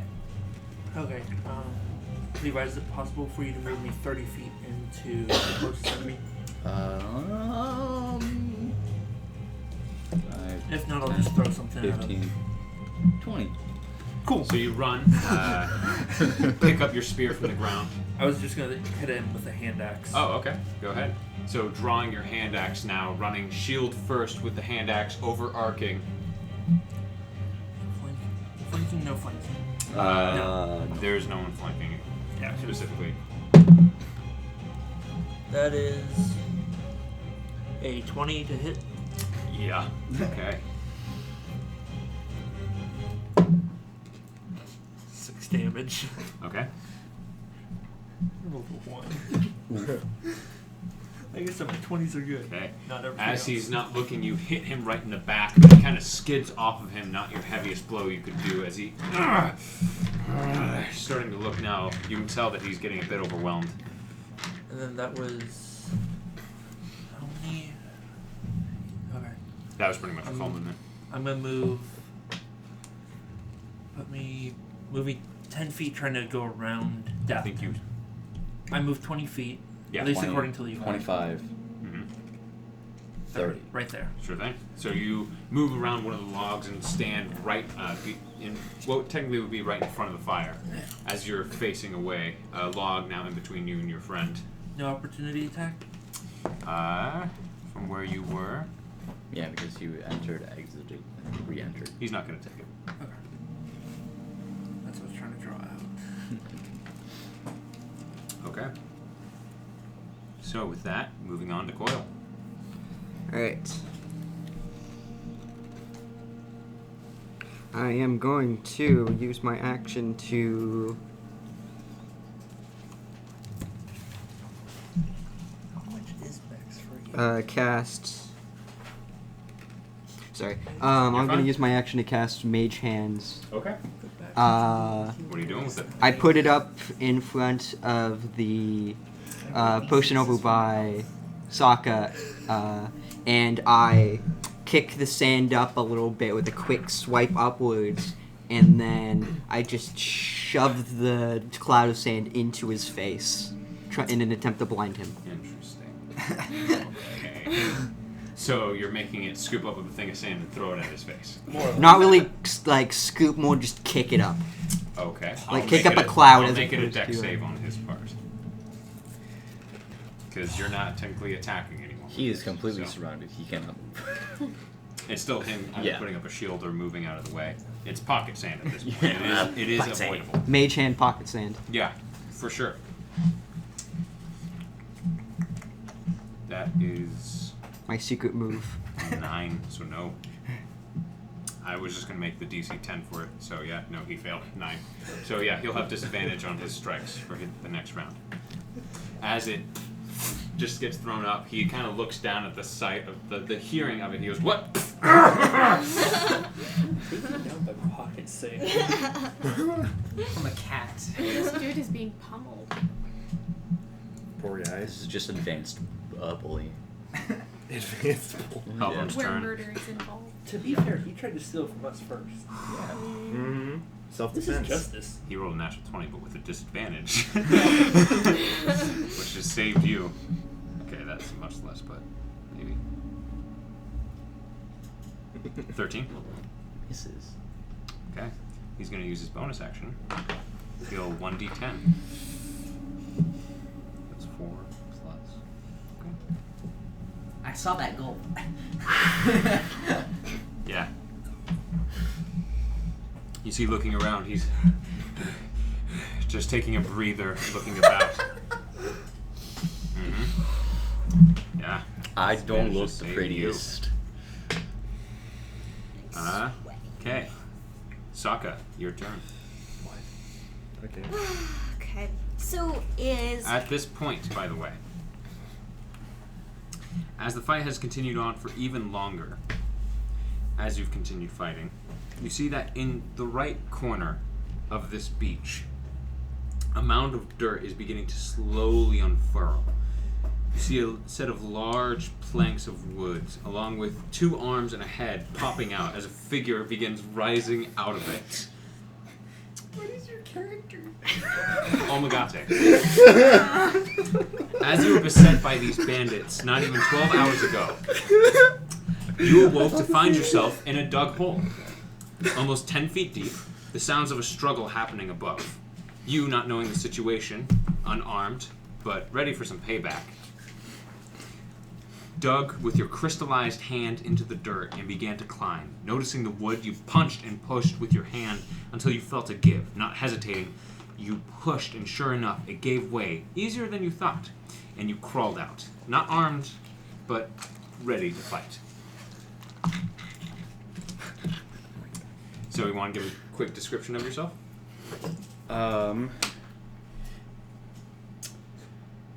Not really sure how to describe it too well, but so I have an onyx black body with kiwi green detailing crystals all over, and I have ethereal blue eyes, and around his on his elbows and his shin, I would say, and then around his head, he has like these smooth crystals that come back.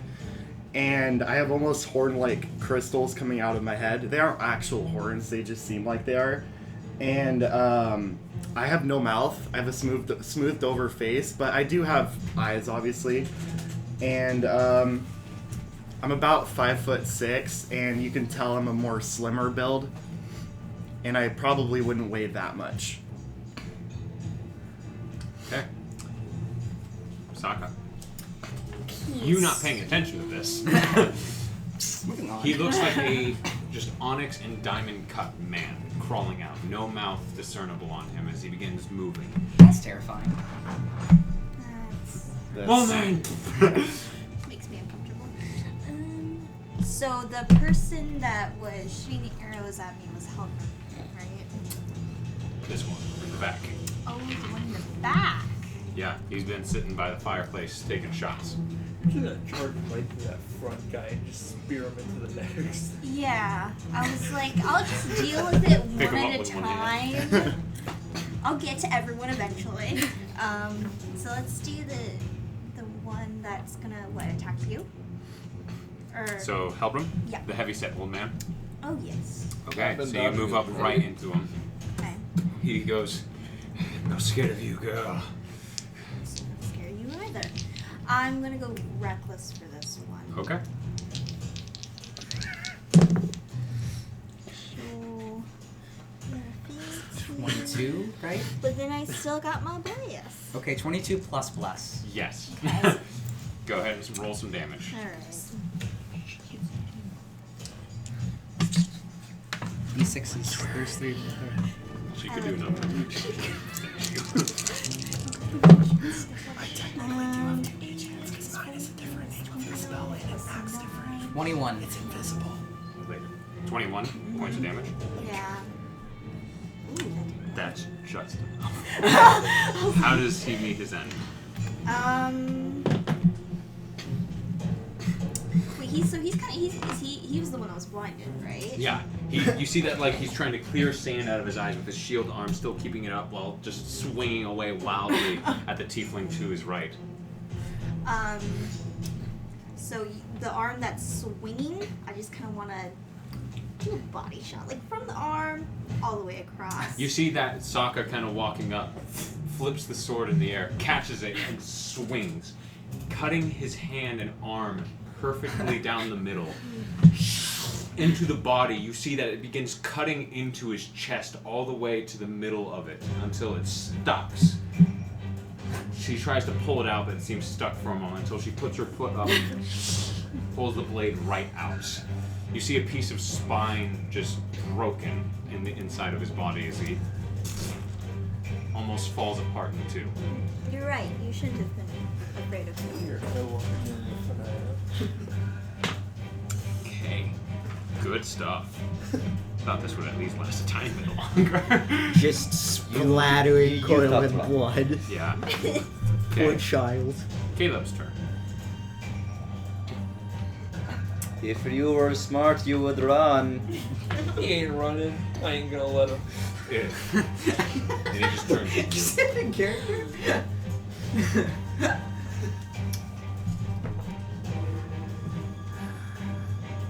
7.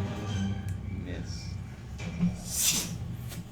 You duck under and you see it coming and knock it away with one of your horns as a glancing blow as it... You saw the headshot coming this time. He... That's right. That's his turn, sadly. OLMAGTE. It is your turn.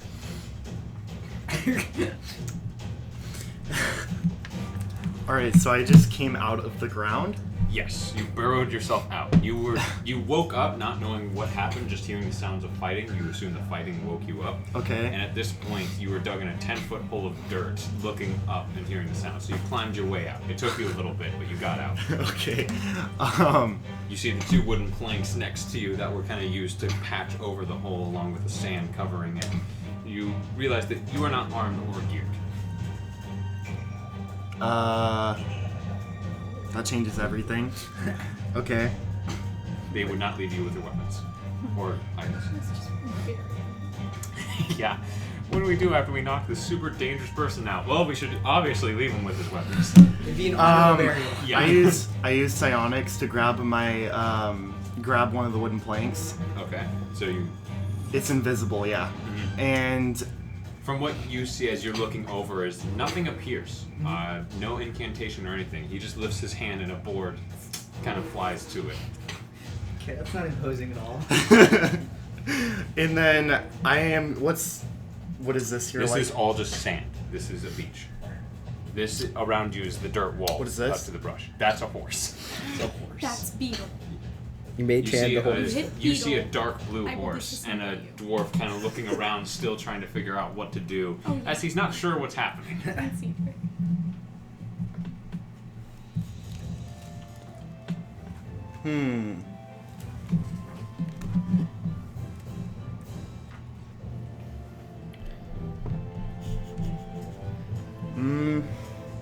Okay, well I'm going to Hit someone over the head with a board. Okay, I'm going to. Can I stealth?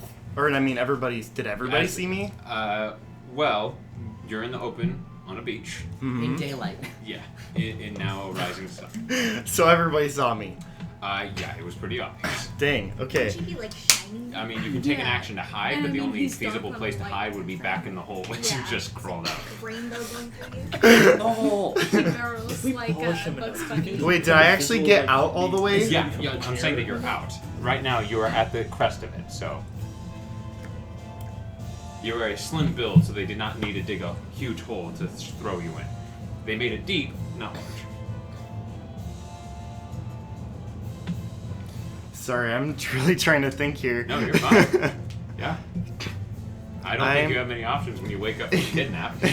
You're right. I am going to... These are, like, them, right? Yeah. How many of you the look bad over guys and are you see left? these figures. You know? You see that The these kidnappers. figures are kind of trying to swarm around one with a crossbow, slowly approaching, but trying to back up as he points the crossbow to each one of them. Okay, And then one half-orc that just doesn't seem to care and just slowly approaching. I'm going to go over here, and then I'm going to use psionics to move my invisible mage hand with the plank, and as he's distracted, I'm going to hit him in the back of the head with my I do plank. not believe mage hands can attack. They can. They can't, unfortunately. They can't? Yeah, No. they cannot Oh, make dang attack. it. Sorry. That is why there was, like, sand thrown. That's why it wasn't a direct attack. It was just the clump of sand. What is this right If here? you want to, you could use your strength and or dex to throw a plank of wood at someone. What is this right here? That's a log of wood. Yeah. Rolled around a fire. Yeah. It looks somewhat heavy, but I'm going to have it angled behind him, like this, behind his leg. you're gonna push it Whoop. behind his leg with your psionics. Yeah, no, like it's like angled this way, so like he's not noticing, and if he steps back, it's gonna hit him in the knee. Trip him up. Yeah, and trip Okay. him. So for the sake of it, go ahead and roll and add what would be your psionics proficiency, which I believe is intelligence. Correct. Yeah. So just roll and add your intelligence. This is kind of like this strength check for your psionics. Ugh. That's a 9. Okay. It's heavier than you thought, and you're even for you, your consciousness that you have, not just like a normal mind as others, it's still a little bit fuzzy from getting knocked over the head one too many times to unconsciousness. So you're Okay. Need to get back into it. So it's not quite there, but if he's perhaps like moved closer to it, it could work, but not from where he's standing. That's fine. And I'm just kind of backed away, but just Sure, yeah. not understanding what's happening. With you, DATH'TAN, who's like, just turns and see a gigantic crystal man behind you. Are you here to help? Very tall and slender build. I just look at you, and I don't say anything. Okay. Okay. After that, OLMAGTE, it would be ANETH. I am gonna go 5, 10, 15, and on that last little stretch, I'm going to use my ram attack. I'm aiming straight for his head. Okay. So you see that the hood flies off as this being is in a full sprint and just jumps up to try and reach. She is normal height, decent, but still has to still has to jump about a full head's height to reach the nose of this person. Go ahead and make an attack. Great, that is 10. What would that be adding? I would say your dex because that's what you were Okay. using instead of your That's going to strength. be 15. 15. Let me check. Yeah, that hits. Okay, cool. That is 8 points of damage straight into his nose. Is that adding your dex? Oh, and that's 8 plus 5. 13. Okay, cool. 13 points of damage. Whack! You already see the smattering of blood as teeth are falling into the sand, and his nose is completely just smashed in. He drops the crossbow from the pain and is just holding onto his face. So that was a bonus action. Yes, it was. I'm going to take my main action to strike him with my short sword. Okay. That is an 18. Yes, that hits. That is 8 points of damage. Okay. He is barely holding on. As he looks to you, you're not gonna. As you see that his scar down from his forehead down to his chin is there, you decide to make another one on his other side. As you, you see that he's trying to hold his eyeball in from the strike as he's looking about, very panicked. At least you look like a clown too now. DATH'TAN. Take him alive if you can. There's a log right here, right? Yeah, just right there is a log. Your friend hopped over it just a second ago. Alright. I'm gonna backhand my Kopesh jump up off the log and just blunt on his forehead, trying to knock him out. Sure. Can I get out of this way? And you'll trip on the wood plank. With 5 foot square, I say that you shift. So, Yeah. I mean, I was gonna knock him prone. go ahead. You're gonna hit him on the head, he's gonna trip on the plank, and then smack his head on the log. 20 That guy's dead. plus. Yeah. What's your plus to damage? Plus 4. Okay, no need. Okay. You flip it in midair as he sees the blade coming, just almost accepting it, waiting. You flip it over and right on the back of the head as he is out cold. Oh, he went forwards. Okay. Kind of just step out of his way as he falls. Yeah. Interesting. He is alive, so we can question him. Mr. Command. Keep him alive. Please. You see the very bruised, beaten, and bloodied tiefling just looking over to you, his hand extended where you see already scratches and more cuts across him now. Hi. What about him? And I point to Diamond Dirt Dude. I don't know about him. I start walking up to you with my sword. I stand up and call the plank back to my hand. And you see the other one in these dual-wielding 2 planks. You see that even like- for the expression made, there's a very wide-eyed look to the colored, almost gleaming eyes this being has. I shout over to him and say, "Are you with these bandits?" No. Can I do You hear it resonating within your mind as there's no mouth coming from this I'd like to being. do an insight check on that. Go ahead. If you want to either roll a deception or any sort of persuasion, Wait. you may try. He's just rolling People- an insight check to see if you're lying. So There's Well- not really a way to contest that unless you're Well- trying to lie. Well, people can't read my mind, and they can't do anything that would insight involve is that. not reading minds. Insight is It's Yeah, just so reading it'd be on a fine. person. Well, I was just thinking it'd be weird because It's I'm from in, body it's in language and telepathy. stuff like that. Yeah, You're sure that's about fine. clumsing a person. Yeah. Yeah. I don't care. 6'2". So it's 25. Okay, Bruh. that wasn't a lie. He does not seem to know what is happening, and is just as panicked as you are. I start looting the bodies. Go ahead and make an investigation. I want to loot the leader. I would like to take Can I the get I'm valuables ex- off of- the guy Okay, who so- cut me. So Halfway just through saying, them. this was something mentioned, but this is just going how it would be for campaign 2. I do not believe Instead of this 2 people making a check or creature 1 is person with alive. advantage, because even when I said that, all of y'all were just like, I'm gonna roll. There's going to be a max of 3 for certain checks. So a max of 3 people can make investigation checks to loot the body, and that is it. So call it out now. Me. Nick, Okay, I we're told gonna do this a bit more. I So would you like to already do started rolling. investigation. Okay. You were saying you were gonna do it. I would like to do, if it's investigation, that would be, It's investigation for looting bodies. I would love to do that. if you want to. Okay. I am Can I- especially looting the ones that I killed. Can I try to go find where my stuff was? Yes, go ahead. You yourself can make an investigation check as you walk over to their sacks behind one of the logs. I'm gonna shout. I'm gonna shout to SAAKA. Half-Orc. He's Some fine. big sacks. He's not with I them. hope they got a bag of holding. You know this how. Okay, so investigation check. I've grown up on the streets, and it's Cut. easy to tell when someone's with a group Okay, of I'll keep it in individuals. mind. That's Cut. not what they were. 18. God. Okay. So you, right in front of Helbron, Yep. managed to grab 22 gold, Mm. 12 silver, Okay. a normal shield, a club with a metal plate melted onto it. You, with a 12.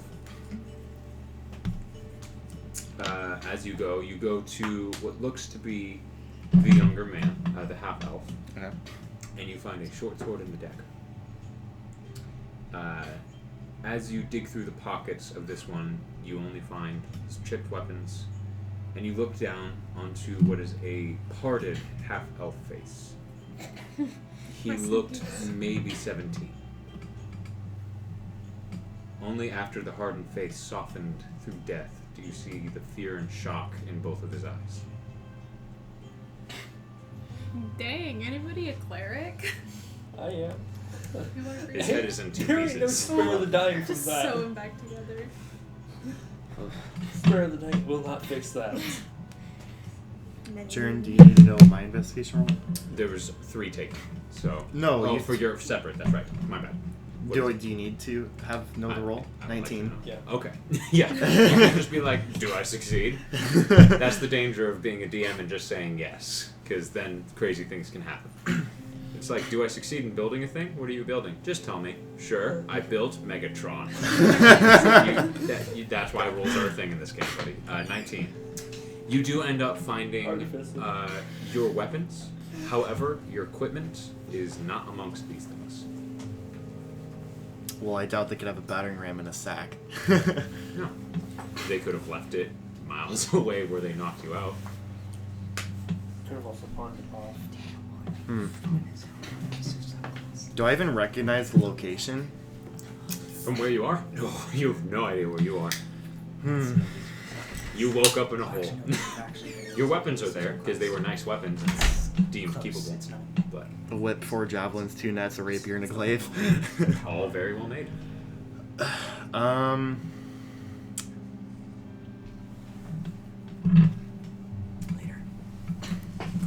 I just set the planks down and And so real quick, because he made an investigation roll. Kara, as you go to the elven woman, you don't manage to find really anything as the sand and blood is pooled everywhere, and you're a bit distracted as, although you've looted corpses before, it's normally grave robbing or hours after the corpse has been there, and there's no amount of blood or chaos everywhere, as of now. You do manage to pull 5 copper off of the elven woman. Do I see her silver dagger? Looking about, no. You feel like it's buried somewhere in the sand, and you feel a bit too distracted pulling through both blood and thing, as this woman is unrecognizable. There's 4 different places where it looks like someone tried to cut into cheese and stopped halfway through. We are not Lovely. cleaning her armor at least. Okay. As you get done, you start looking around each other, not knowing what to do, and now an adding of strangers. You all look about each other, meeting each other's eyes, each one a little bit more freaked out than the other, others a bit more calm. You look up and you see the chunk of open earth that makes it look like just this narrow passage of sand leading straight into brush, and the forest line that you see thick and dense up the hill. To the person with horns, and I don't know your name yet, so where are you from? I saw you come midway through the battle through that path, but Are you asking my origins, or you're asking which town I came from? 2 very different things. I'm trying to figure out if you're here to attack us, rob us, or help us. No, actually, I was looking for the people you were fighting, so. To help them, or No. To fight them. okay, so we're on good terms for now. Yes. At this point, you do see the dwarf ride up with Beetle as he goes, I'm not going to do that voice. I'll do what I can. No, I can't. No, I would destroy myself. I cannot do it as good as Lane does, but he goes, sorry for pausing there. Didn't mean to hold up. It's fine, I got most of the work done. I would beg to differ, as he kind of looks to the half-orc. Can I get some help here? Yes. This is something I can do. And you see that as he claps his gloves together, these strands of lightning kind of come from his hand as he gets close. Don't panic. You heal 13. You see that as he touches you, these almost small fingers of lightning start to coalesce and come up. And as it touches each and every one of your wounds, you see a dark cloud almost go over, like tiny storms. You feel the sensation of small rumblings, and as you look down, these swirls slowly dissipate, and you look healed. You see the marks of the scars, but it looks like quite some time has passed on them. Good. Wait. Eh. Where's Thief? Thief? Start checking through my Thief is pockets. like so terrified and just looking up from the pocket. I pull out a talking to you. squirrel. You see that he pulls out a big floofy-tailed squirrel, a bit reddish hair as it's just playing with its ear and looking about. Eyes wild. A bit of black fur kind of poking up past its ear. Jump. Very slowly, not jumping, crawling across your armor, just sticking to it with each grab, crawls up to your shoulder and just stays there looking about. Alright.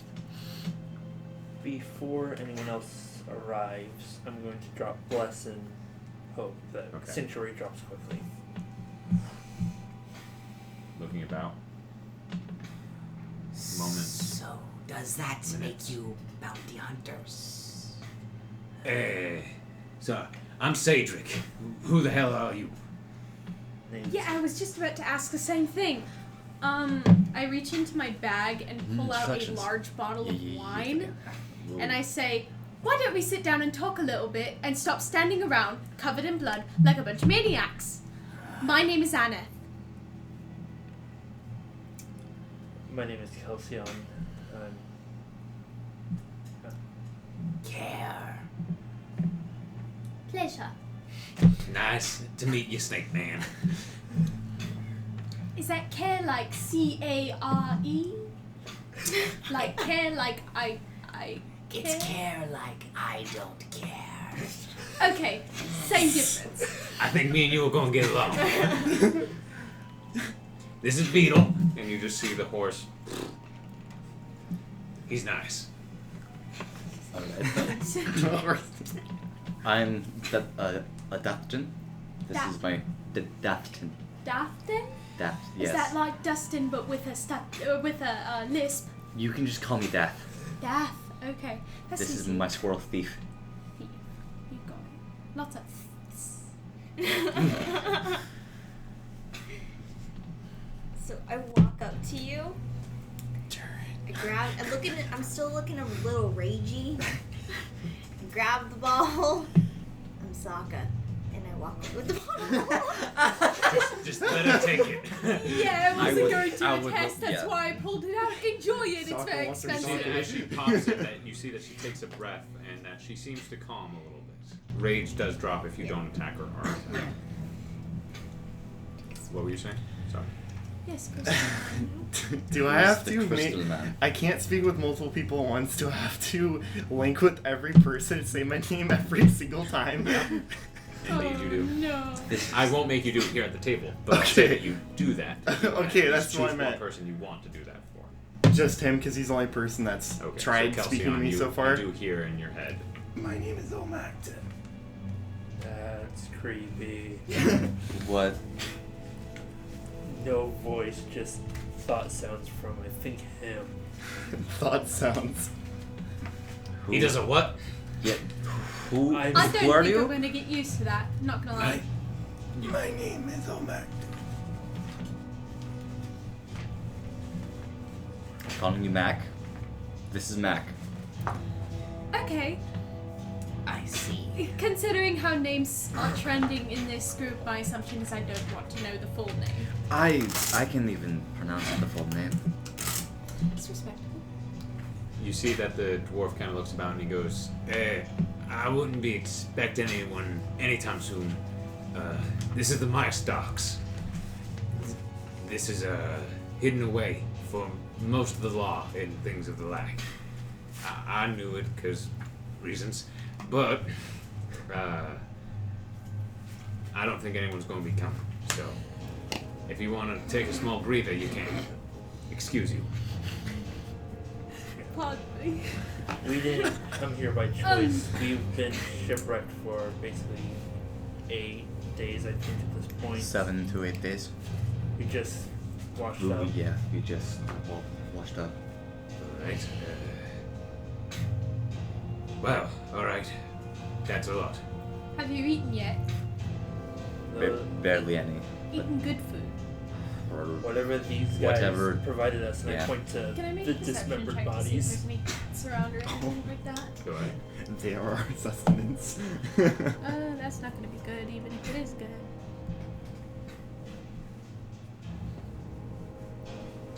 gonna be a 8. Looking about, not a pot or anything, you assume that these were people who were probably carrying rations. Does anybody have a pot or pan or something?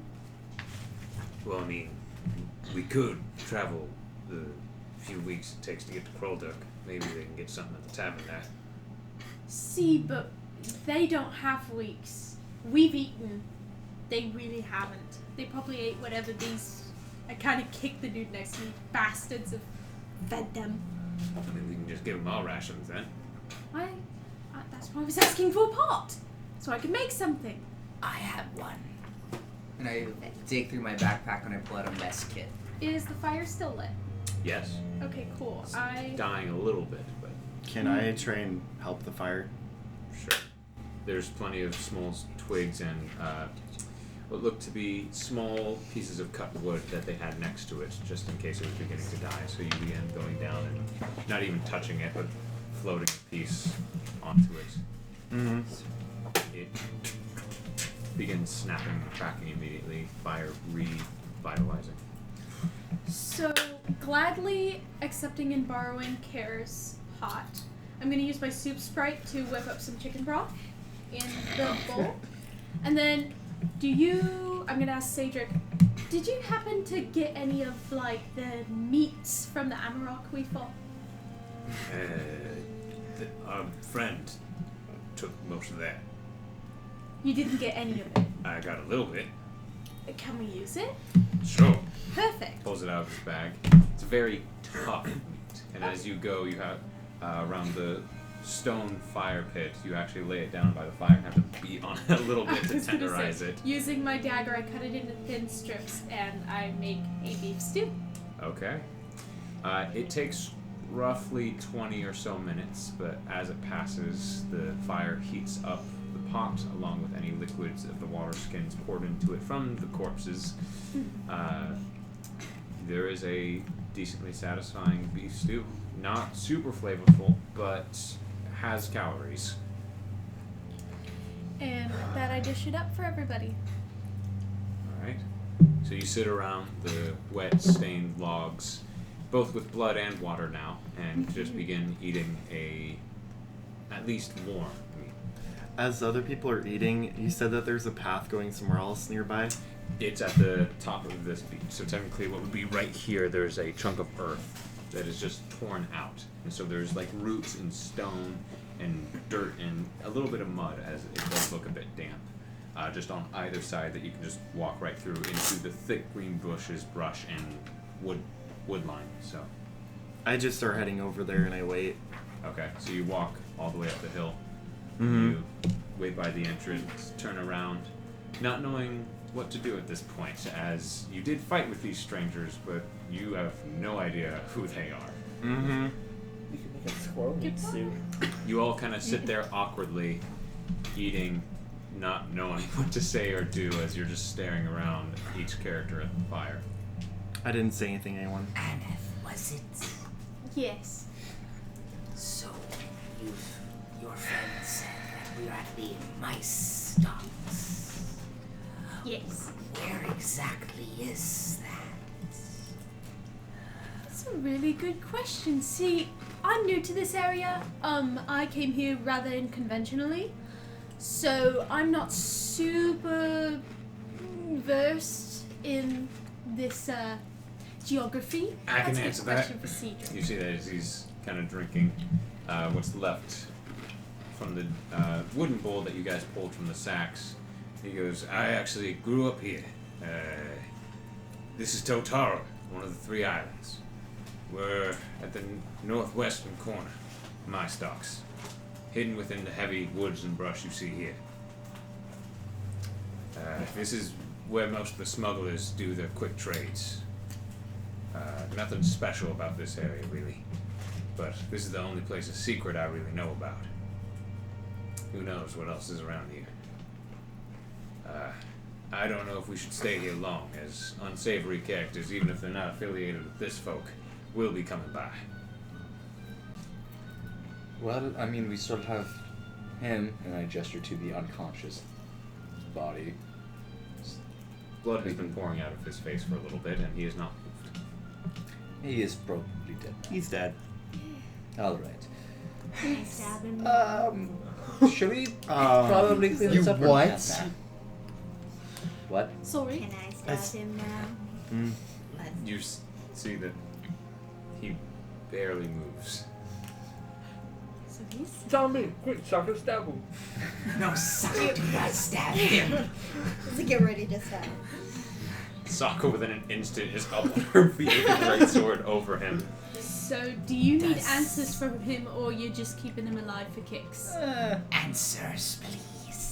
Okay, well, do we Answers. want to treat him with hospitality or hostility? I can heal him, but that would pretty much be the last of what I can do. Hopefully we'll should not need any more spells after this. So heals him for 12. You see that the eyeball which he holds in place is healed over somewhat, but the scar that you left on the other side is now there. As this bearded man comes to consciousness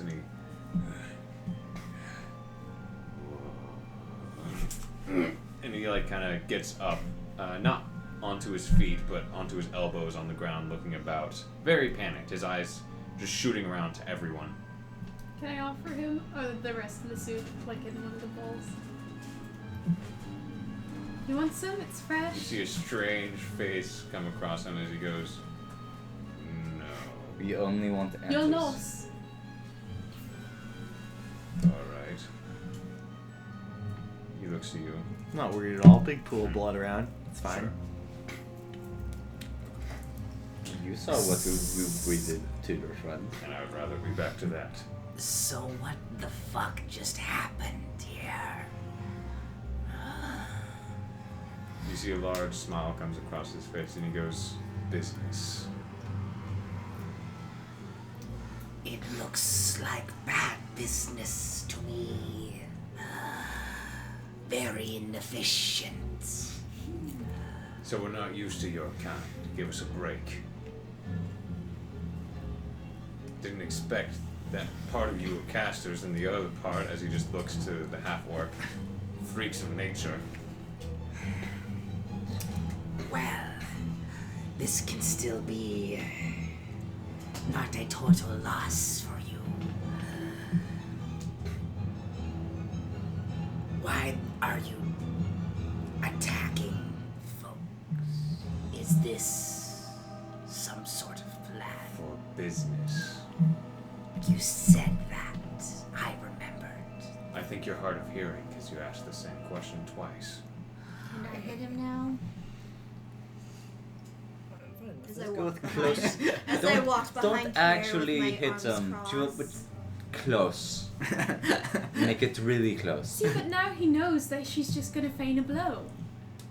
All right, cut off his ear. What? I go up and I just like it's like you're He's slicing gonna it fight down. you. He's gonna fight you on it. Make an You're athletics like- check. It's like slicing some. Make an athletics. Can I assist her? No. Actually, my athletics is You're gonna assist her? Yes. Make an athletics check as You're well. gonna like. My athletics is actually Can I not just okay. use the assist to give her advantage? Like I said, up to 3 on some things can do it. You're just helping Penn, so yeah.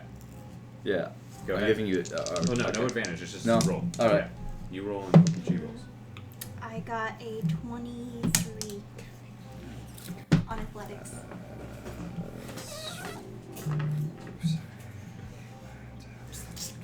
Hold still. 13. Okay.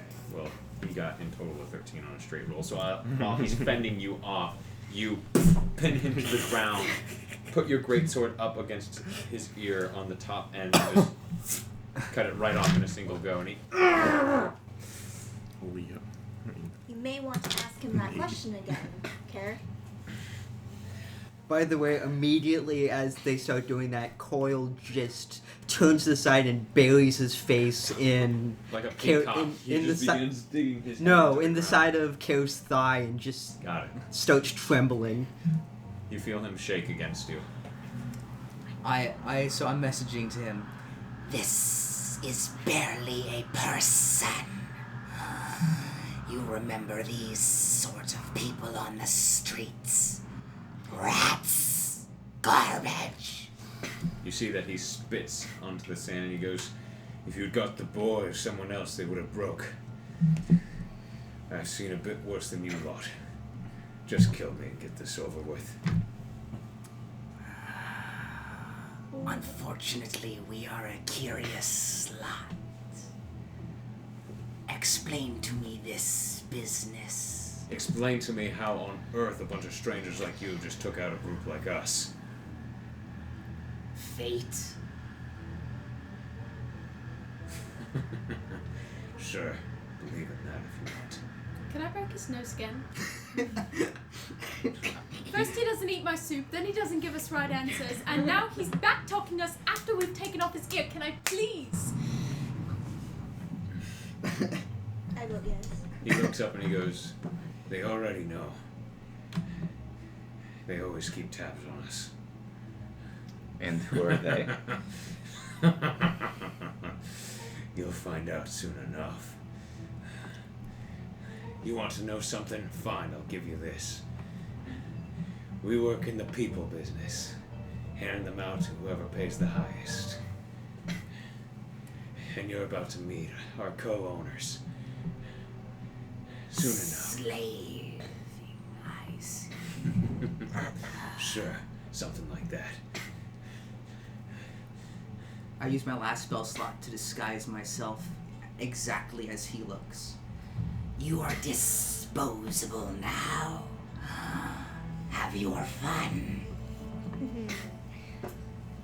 You see that he sticks his hand in the This group sand is so and he dark just and closes edgy. his eyes and begins whispering under his breath. Don't let him finish. Don't let him finish. So- Cover his mouth. As I do that, If you want to hear or make a perception check, you're right on top of him. Yeah, I will see what he is trying to say. my like kind of still You straddling. need to stop rolling that. That's a 6. Because if so, And you as well, because you were very close. Stop Oh, me too. straddling Yeah, if him. you want to hear what he's Is that an intelligence or wisdom? That'd be It's perception. Okay, perception, that is a 20. 18 plus 2. Sure. You just hear that he's Creator Divine. Forgive me for what I've done. As he's beginning to say under his breath, SAAKA walks up, sword dragging against the ground. I know what I want to do. Sure. Do it. I want to try, because he has a dirty mouth, okay? So maybe can I just crush his skull with Oh my fists? gosh. Make some good cracking noises. You kick him to the ground Where are as the he, rules? as he looks to you and he goes, and he looks up to you, the bleeding ear, the dark matted hair that's now just scattered against the sand. As he looks up to you, he goes, "You'll be broken, just like I am." You take your foot and start squeezing down onto his head until, with one, several pops and snaps, just a splatter of blood now covers your boot. There's no big chips, so. Yeah, I was gonna say, like, Not quite, but there you go. base We boosted. can edit that to be That's proper. more of a spine Base cracking. boost it. Yeah. Yeah. Cracking. You sit there, pick up what's left of his head, and just mash it a bit more. It's my version of Play-Doh, guys.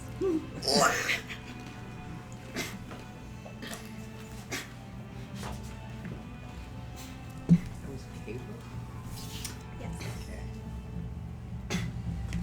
So, Care, I understand that you have taken the form of him, and that's great. What are you going to do about that voice? Are you going to just walk up to them, the bosses who've known him for a long time, and be like, They killed us. or are you going to be like a little bit more vocally trained? Kier thinks about this for a moment. Is going to pulls a knife from the backpack and is going to, let's see, how is this going to work?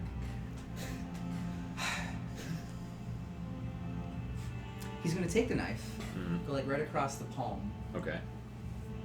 and he's going to do it on his throat, like above, right on his throat. You cover it in blood. I'll say you take a point of damage. Yeah, sure.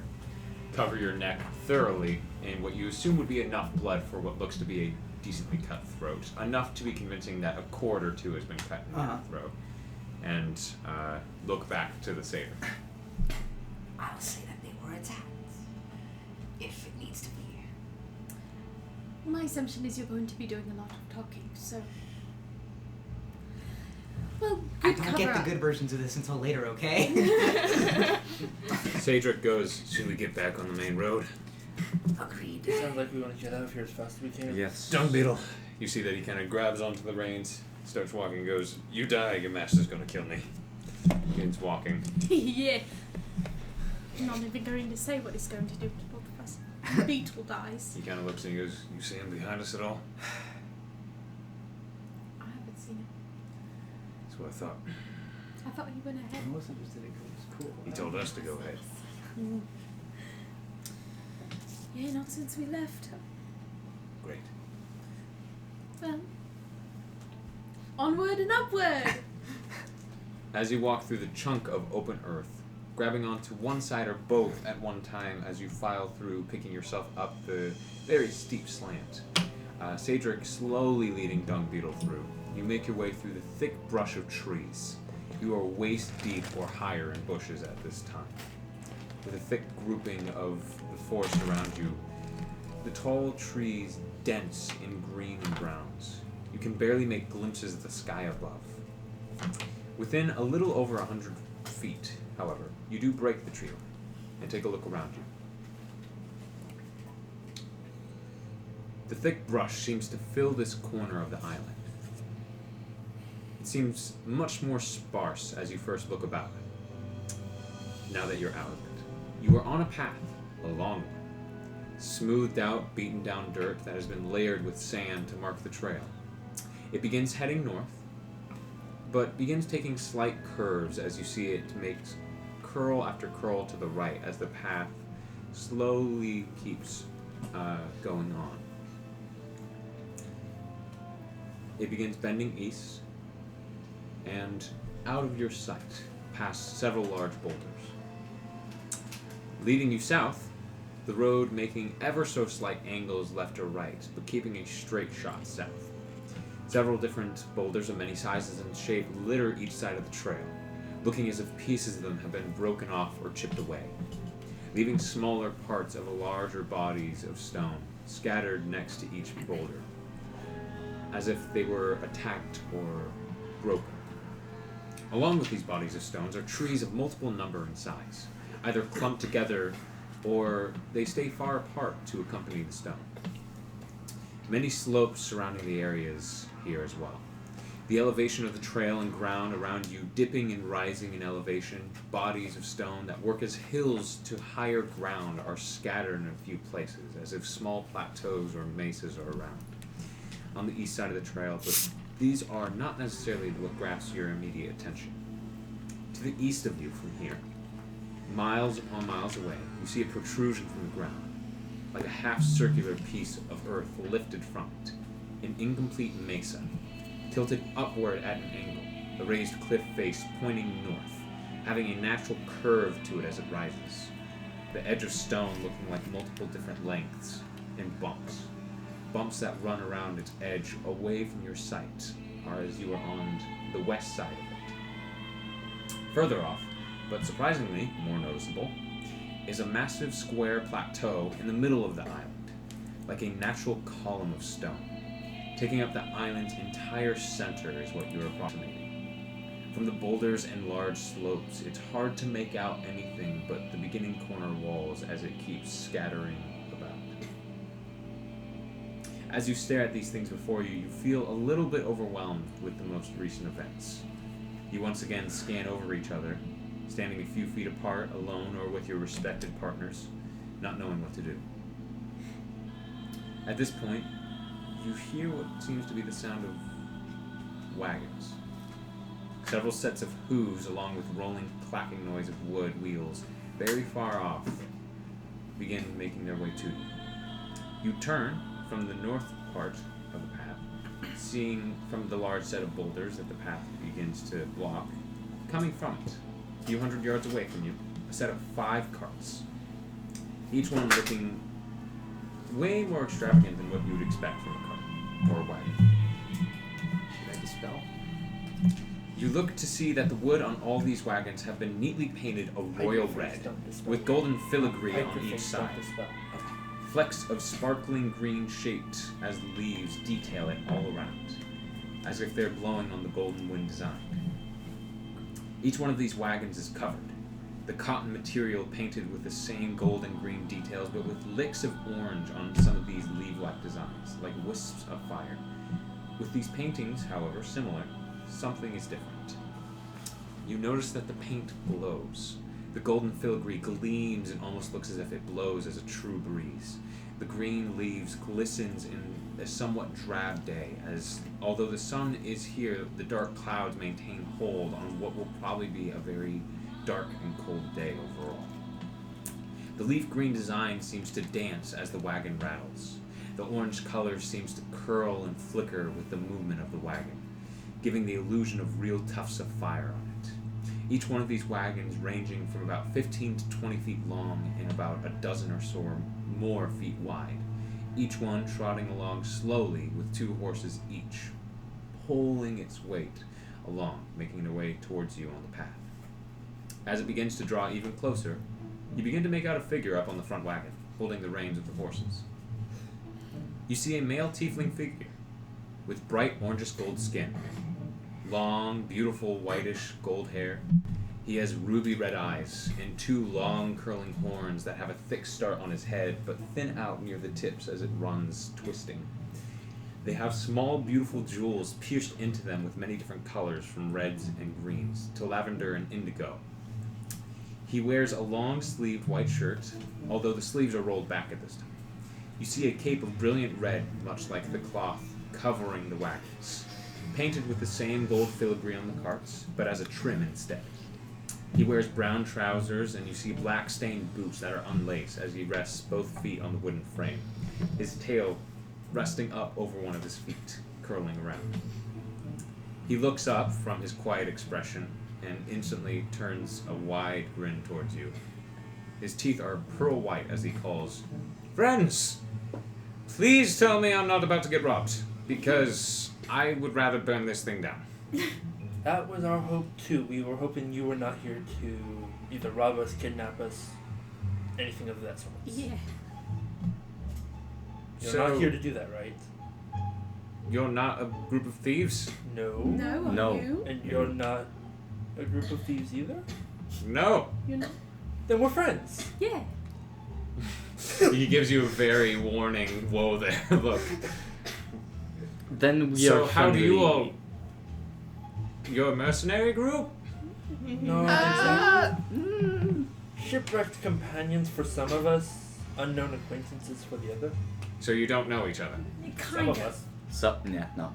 We ate supper together, but that's This just about music it. is so fitting. Oh, and we also killed a bunch of people together, but that's not really mentionable. You had They to were bring- bandits. They were bandits. Those ones yes, were bandits. They were bad. We are the good guys. You see that It's his nice to smile meet you. grows even wider as he goes, "This can only be good." He Yeah. whistles a very strong and deep one, and the horses stop. So do the other carts behind one by one. He hops out, his boots firmly hitting the ground, his tail dragging across the sand path as he approaches you all. "Well then, hello there. I am Luxley, Braden Luxley. But I have friends, trust me I do, and they call me Lux. And who are all you?" I'm gonna at least step back a couple feet and whisper to Tear to drop the disguise self. When there's a moment where he is looking at one of the others, I will Sure. drop that. He turns and he reaches out his hand to you. Oh, I am DATH'TAN. "Very nice to meet you." And then he turns and he goes, "Nope," and walks past you.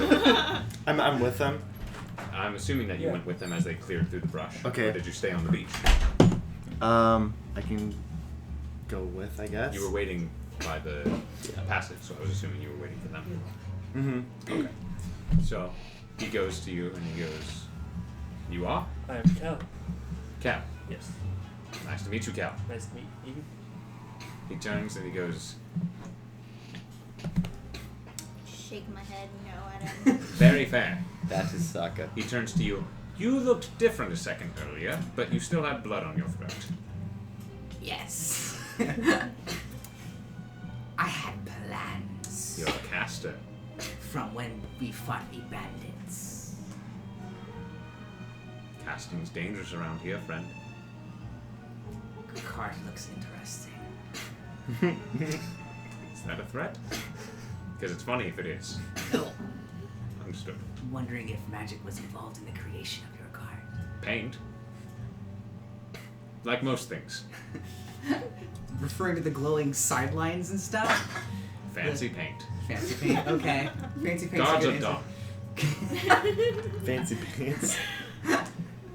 Also, then you see that he pulls out a small document. I'm legal. Push a button, it's gonna activate Adult. He looks about. And who's this one? As he gets down on one knee. He just looks up slowly, wipes his face with his sleeve a little bit. Coil? You all right, Coil? No. I'm very sorry. You see that he actually reaches into the cape that he has around him and he pulls out what looks to be this red ball of yarn and he goes, would you like this? He slowly takes it with cupping his little gray mittens around it and just looks down at it. Thank you, mister. No problem. I deal with small creatures all the time. You just throw them something shiny. Not trying to be rude to you, but Is it I have shiny? these on hand. It's red yarn. It's not gonna be shiny. Unless it's like silk or something, then I doubt it. Yeah. Right. Kidnapping. You see, you notice that as he's meeting every one of you, his gears are turning in this being's head. As he stands up and he goes, and you are? And he goes, talking to CAEDRIK, and he goes, CAEDRIK, Cleric? Really? Had to piece that one together? Fair enough. Turns to you, and interesting. ANETH. And Lux. It's a pleasure, and I very, very carefully take his hand. It's warm. Very firm. Shake it firm. As he looks about you, he goes, well, this may just be perfect. I have a proposition. Should you be willing to hear me? Go on. What is that? What was that? That was him. Good. Oh, Lord. I may regret this. I already did. I would like to hire your mercenary group on. You see, we're a merchant caravan. We're heading to Repton. In total, that travel should be about a month and a half, 2 months. But Nilkayo isn't a place you want to just travel through without some help. We've tried to do this on our own, and let's just say I wasn't as lucky as I normally am. Listen, we were robbed in the night, and we lost one of our horses to a beast. We have the single horse pulling the lightest cart. I'm willing to pay, and you see that he kind of counts the number. A gold a day to each of you. With 3 weeks, that puts, well, how long do you think that you could stay with us? I kind of lean over to CAEDRIK and say, is this not too far away? We needed to stop by Repton anyways, so this is actually where we want to go. Well, I'm down. And as for my destination, how far does that put me out of my way? You were trying to get answers. You were on a whole different island. Yeah, okay. Get closer then. With this, if it takes a month and a half or so, this puts you 45 gold richer. I will pay you a gold a day, each one of you. Travel's not going to be cheap between this island and where I want to go, is it? You assume no. That would be very satisfactory. Good. I have 2. Are you coming? He is my charge. We both go. Understood. Looks to you. I'll raise it to 60 for you. I'm not even upset. I feel like you could be good. As I roll my eyes. Fine. Good. He kind of looks. I'm up for anything. How'd it go? Food and sleep will be free. You won't need to pay for anything. And once we reach our destination, we'll even give you a discount on the wares. That should work. Repton, the town. It's at the most southern point of the island. We're pretty much the most northern point of the island. Do you see where our problem is?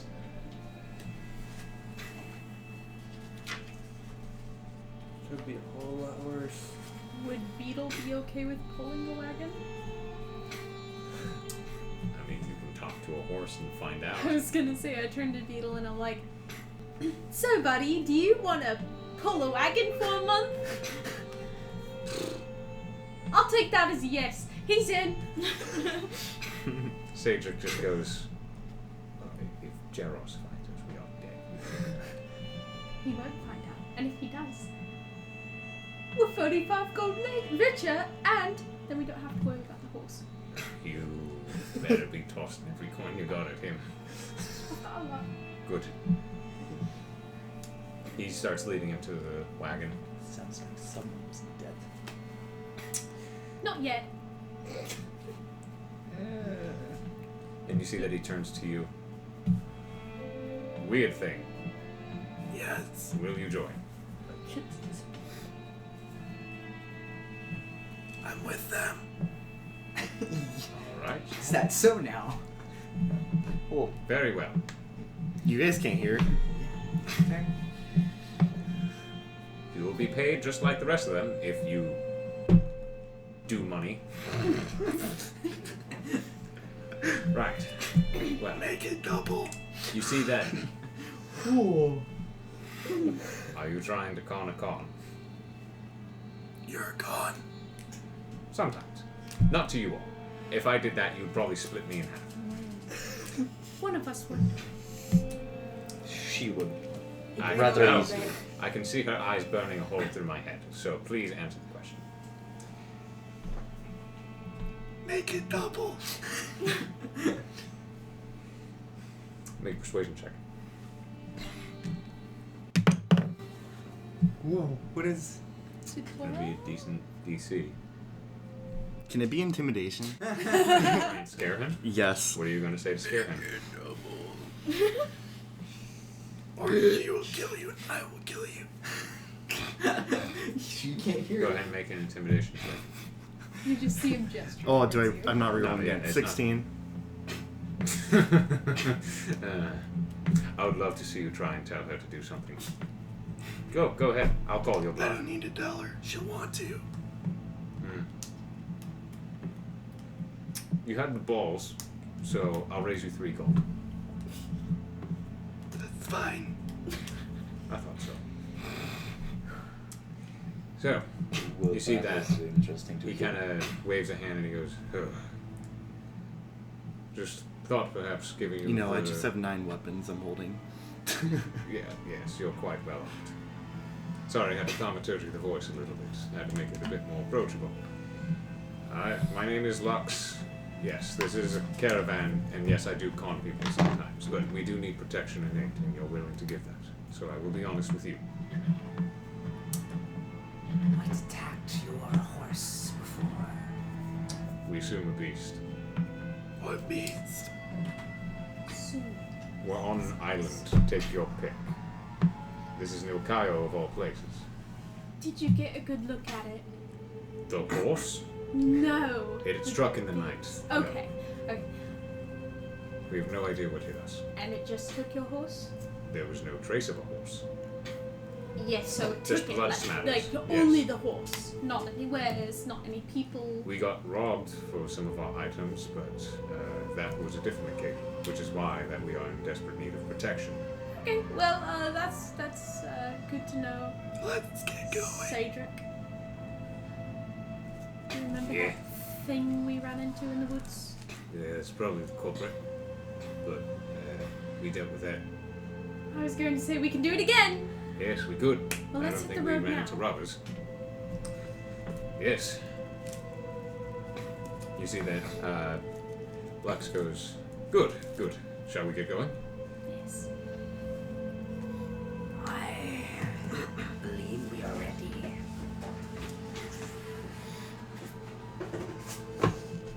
Yes. All right. He claps his hands together and goes, if you don't mind, let's get going pretty much immediately. Like I said, once we stop at night for dinner, you're more than welcome to join us. But for the most, I would perhaps suggest that you split up and take different parts of the cart to protect us. If you're just clumped up in one area, that doesn't give you much of an eye's view. But feel free to do what you want. You aren't a group, or are you? You're very confusing. Met on a chance, stayed together for protection. And you're still doing it for survival. Yeah. I love it. You see that he goes, climbs onto his caravan, gives a deep whistle once again, and the caravan slowly, one by one, begins to continue. What are you guys doing? I'll sit either in the back cart or walk next to it. Okay. Whichever one they'll allow me, I'd prefer to sit. I will also be in the back. Okay, so just find one of the wagons. Yeah. Okay. Rest of you? I'm going to be walking along the side. Which side? Front left. Oh, okay. Keeping a very high perception on. The left flank. It's inward into the island, so you have a whole lot more places to look after. I am going to be the same, but on the right side. Okay. So, sweet. I believe myself and COIL are taking middle left and middle right. Okay, so flanking. Walking in pace, I'm assuming? Mm-hmm. Okay. So I guess then. So you guys are riding. What's your name? I'm playing it ANETH. smart. I ain't gonna walk. Nice to meet you. I don't think I'm I'll ever the get to last that voice. card. I'm not going to be rude. With Lux, Good. Lux's cart, the wagon. I'll As- be in the very last Where one. are you from? Three of you may make perception checks. Oh, please, you'll not know. That makes two of us. That's a 10. Okay, so that's one. For what? Perception Oh, checks. Three sorry. people total. So that was two. You can make a third one if you want. Oh, okay. Yeah. 16. Okay. 22. Okay. Dang. Yeah. I'm proficient My in 20s are perception, good, nothing else is good. but my wisdom's high. As you walk, you all look about, keeping your eye on either part of the trail.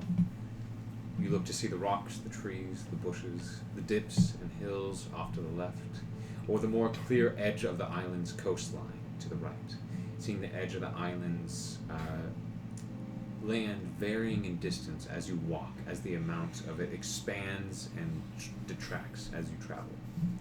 There doesn't seem to be anyone nearby, but you begin to look over the wagons and in them. Inside each covered wagon, you see sets of wooden square shelves on each side of it. This wide frame with about 4 by 4 square frame shelves of dark wood, each containing different items. Each wagon containing different supplies for different items.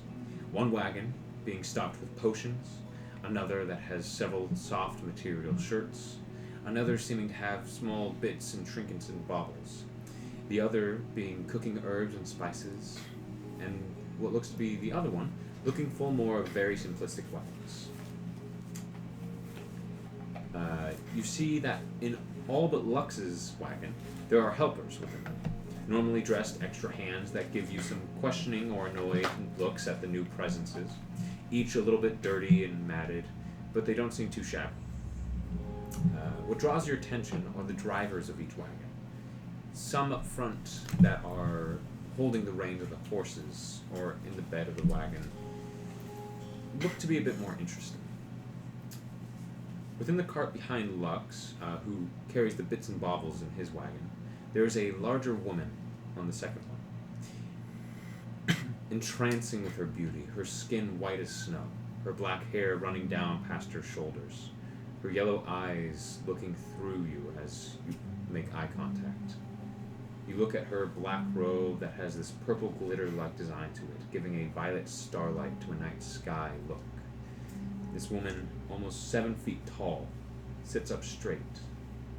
You notice that she has 4 arms, 2 on her bottom arms bottom arms lay crossed on her lap, while the other arms work the reins. A green crystal is embedded into her forehead, and she gives a quiet nod to you as she catches you staring.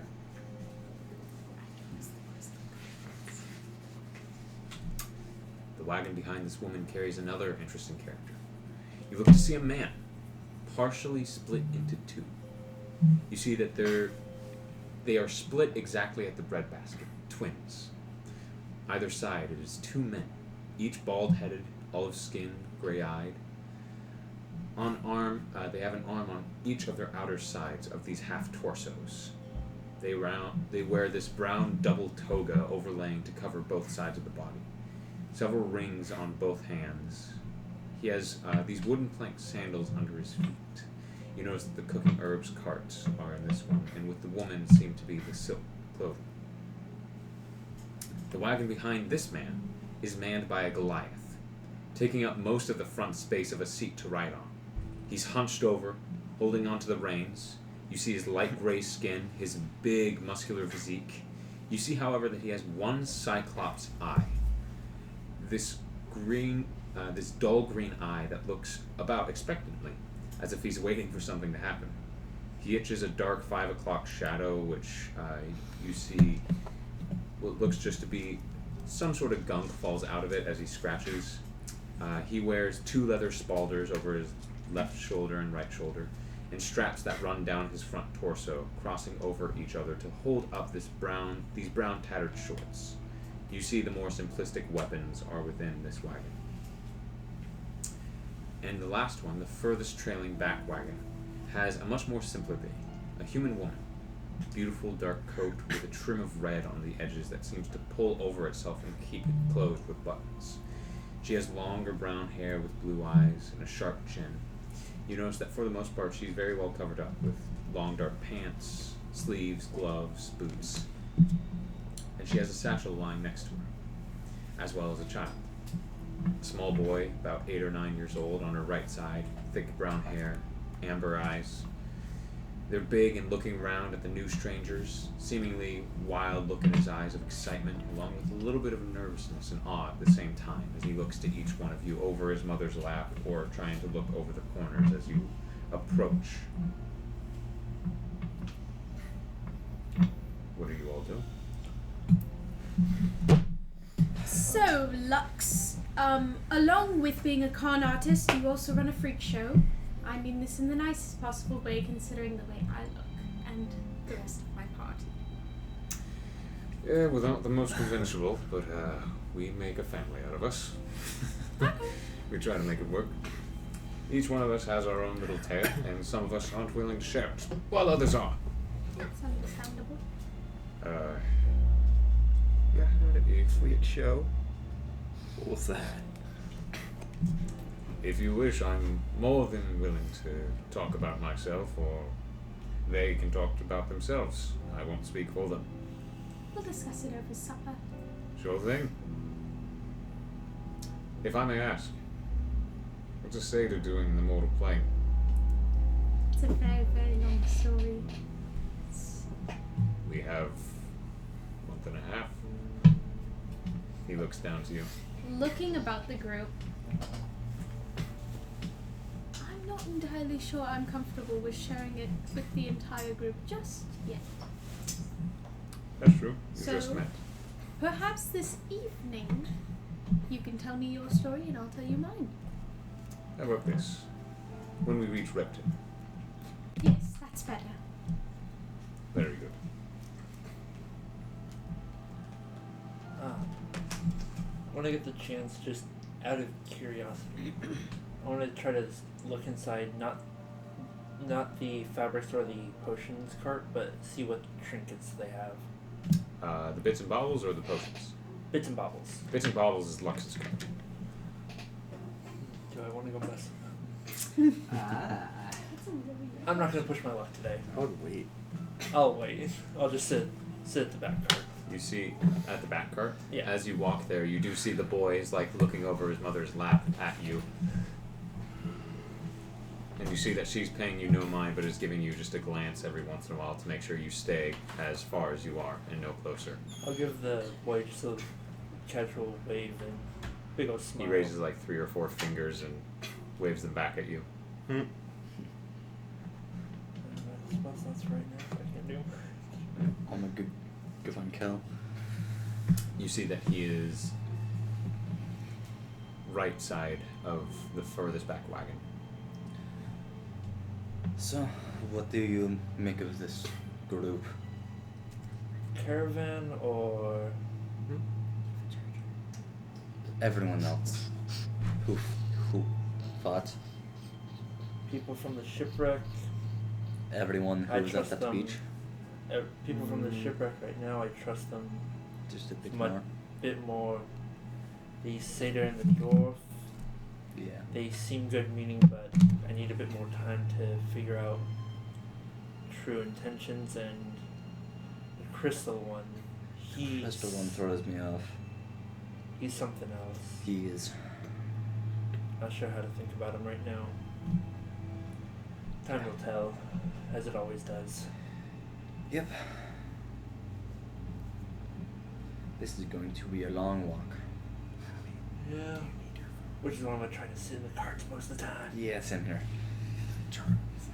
Let's Why walk? try to make some friends. Yeah, after where we came from, it's getting a bit too hectic over there. Yeah. New start, new island. Who's all over by me? No one is immediately right next to you, but I would assume that you're near the middle, which would put you by the Goliath wagon, and across from it, walking in tandem with you on the other side, or trying to keep pace the best he can, is Care. So you could cross through the trail and get to him.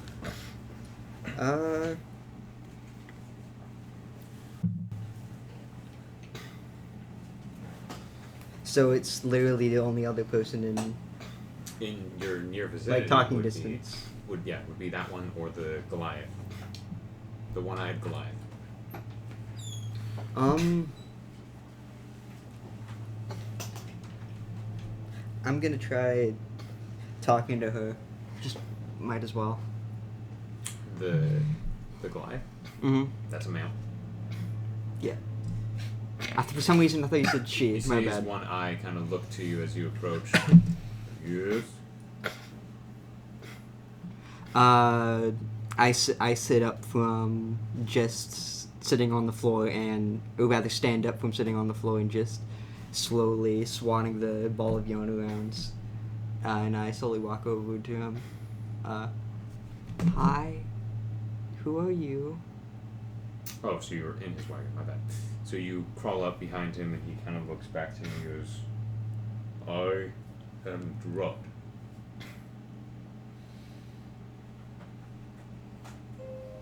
Who are you? COIL?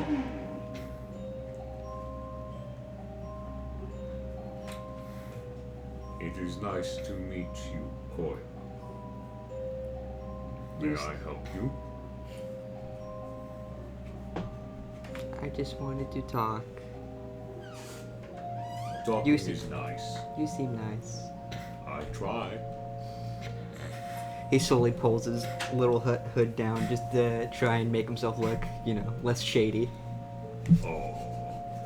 You see that he scoops you up in one arm and kind of holds you there, and then tries to pick you up with one arm and just allows you to dangle there for a second. And he goes, "You are very small." I am. He sets you down on his lap and just allows you to sit there.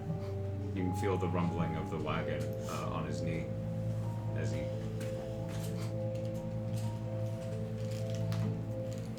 Do you like toy? He gives this eager little nod. I am glad. He slowly takes the little ball of red yarn and holds it up to him.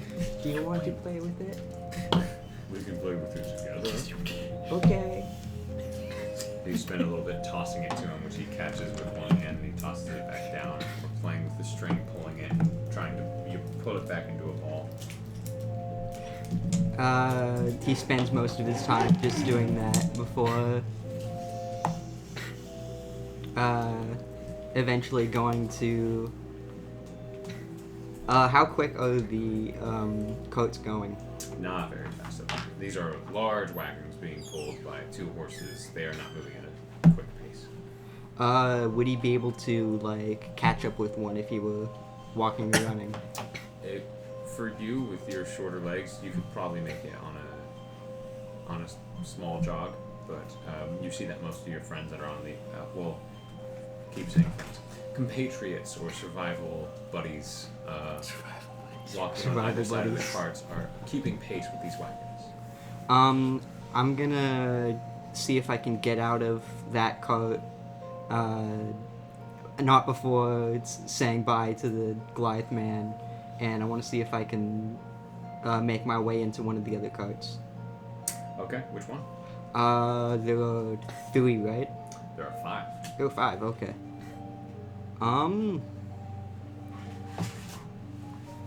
Remind me who's in which again? Lux is leading the first one. It is then followed by the large pale woman, and then followed by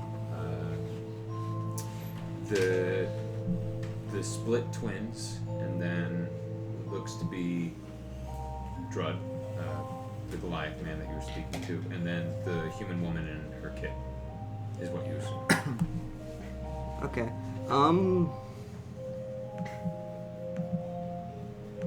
What coats are you all in? Are you all walking alongside? Some of them are in it.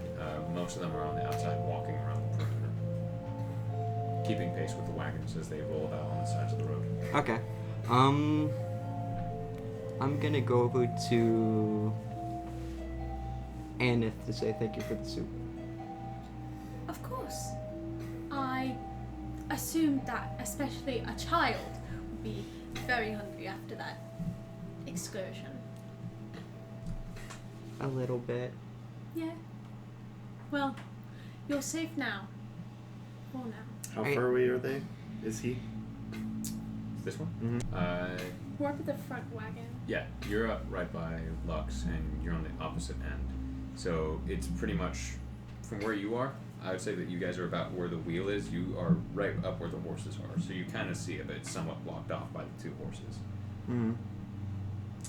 By the way, it is very interesting to meet still a child that's about half your height, a little bit more. Yeah.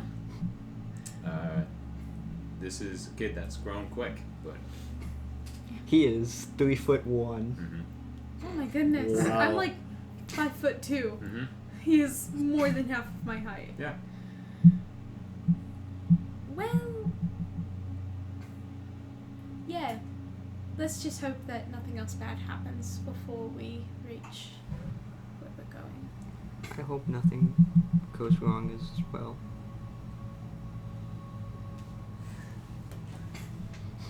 Okay. So as he's having the conversation with the Cyclops Goliath, I'm side-eyeing it most of the entire time as I'm walking I alongside. figured. You see that his eye kind of looks to you, and as he runs off and goes, "Do not Drud playing with the cat?" Oh. I have no problems with him making friends.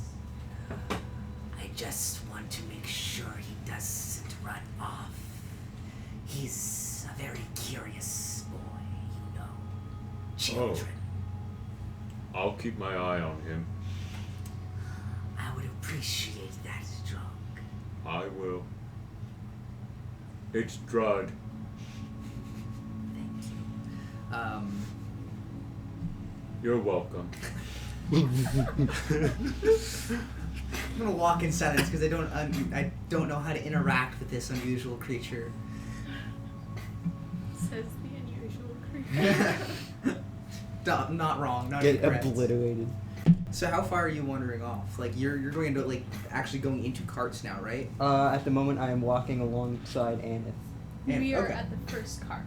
They Okay. talk for a bit. Yeah. Yeah. Leo, you got the chips. I forget who has them last. Where'd they go? They're Oh. over there. I needed the chips.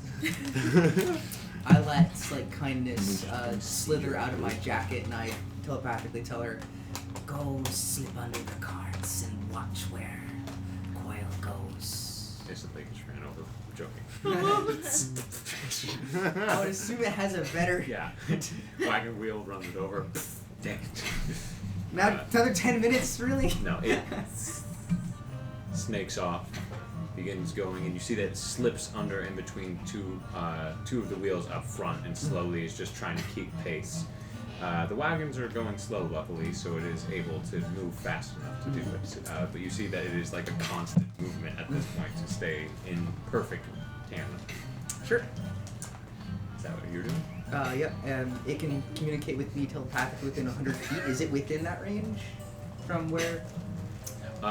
Yes. Okay. From where it would be, because the carts aren't like spaced 30 or so feet apart. It's maybe a few feet apart before it's a very tight-knit caravan that you're walking. Okay.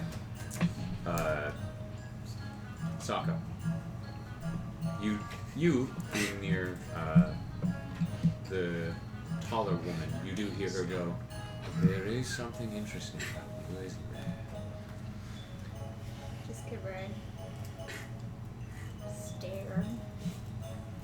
She looks to you and goes, "You're welcome."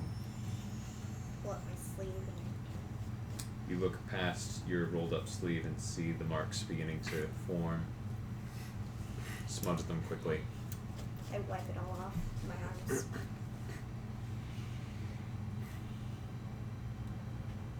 Just give her a nod. Very good, child.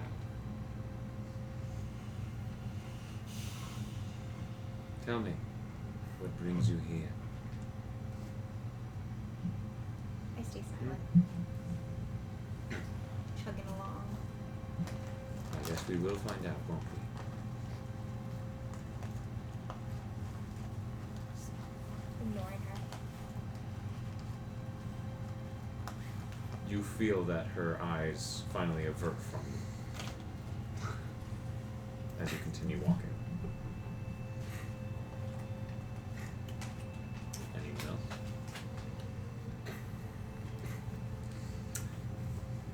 Okay, as you begin walking onwards, we are going to take a break. Okay. Gonna take a quick 10 minutes, take bathroom breaks, snacks, stuff like that. We'll be back.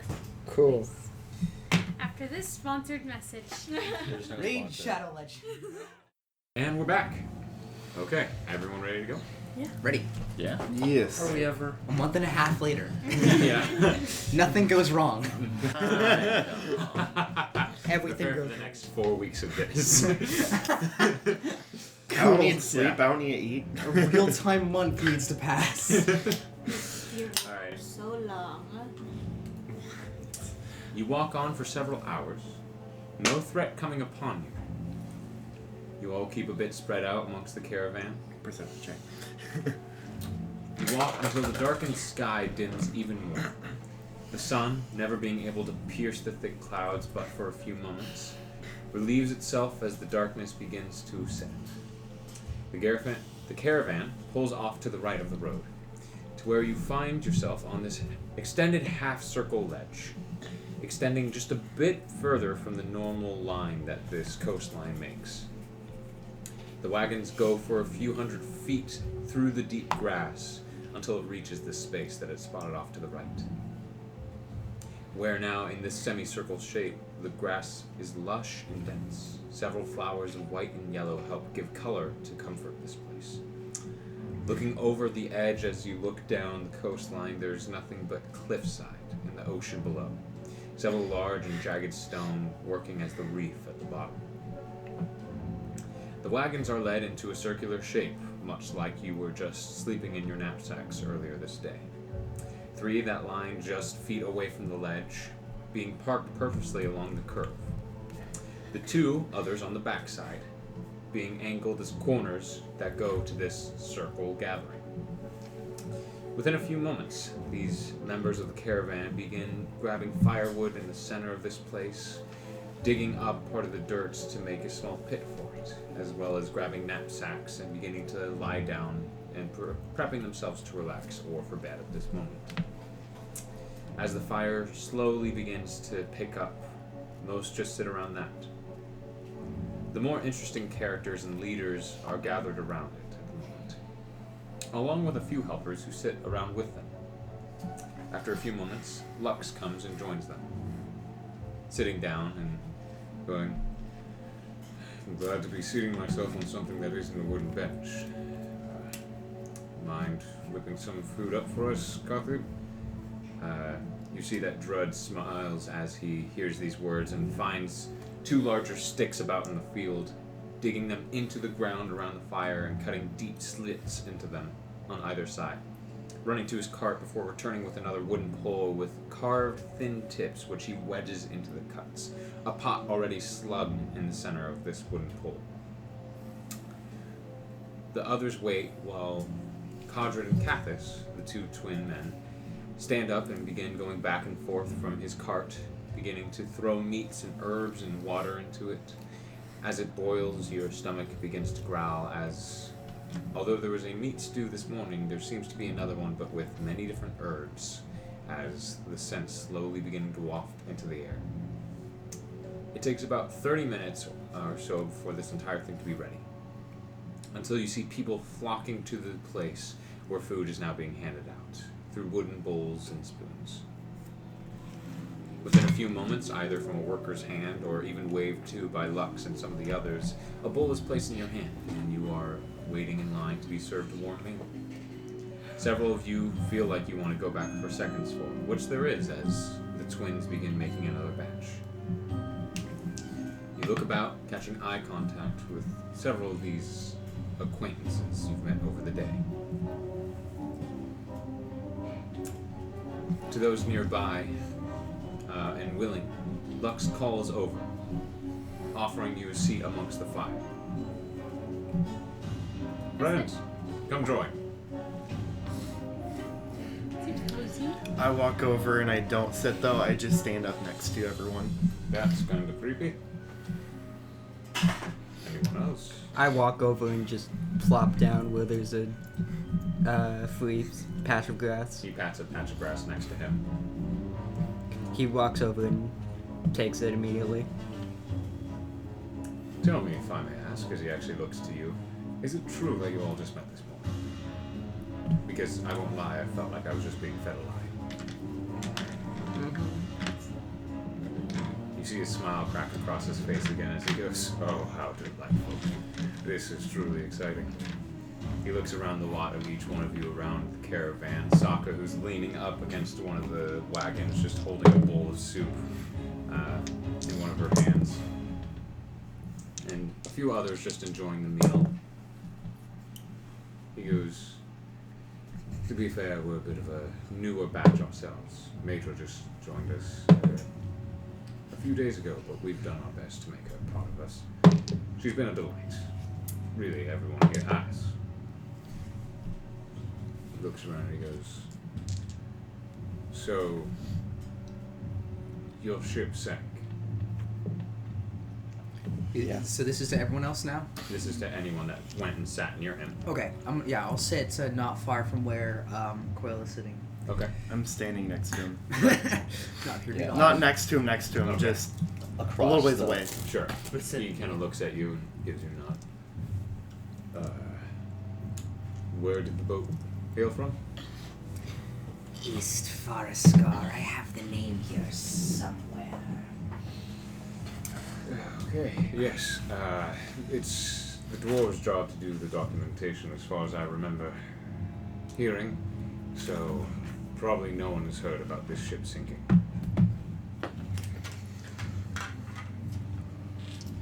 How many were on it? Us, the crew, 10 or so. Not me. 15 passengers. How much is an accurate count? Because I think it was only like 20 people in total, It right? wasn't that many. Yeah. It was maybe 2 dozen. 2 dozen? Okay. Yeah. So How big was it? About 20, 23. So 15 or so in total. A very small vessel.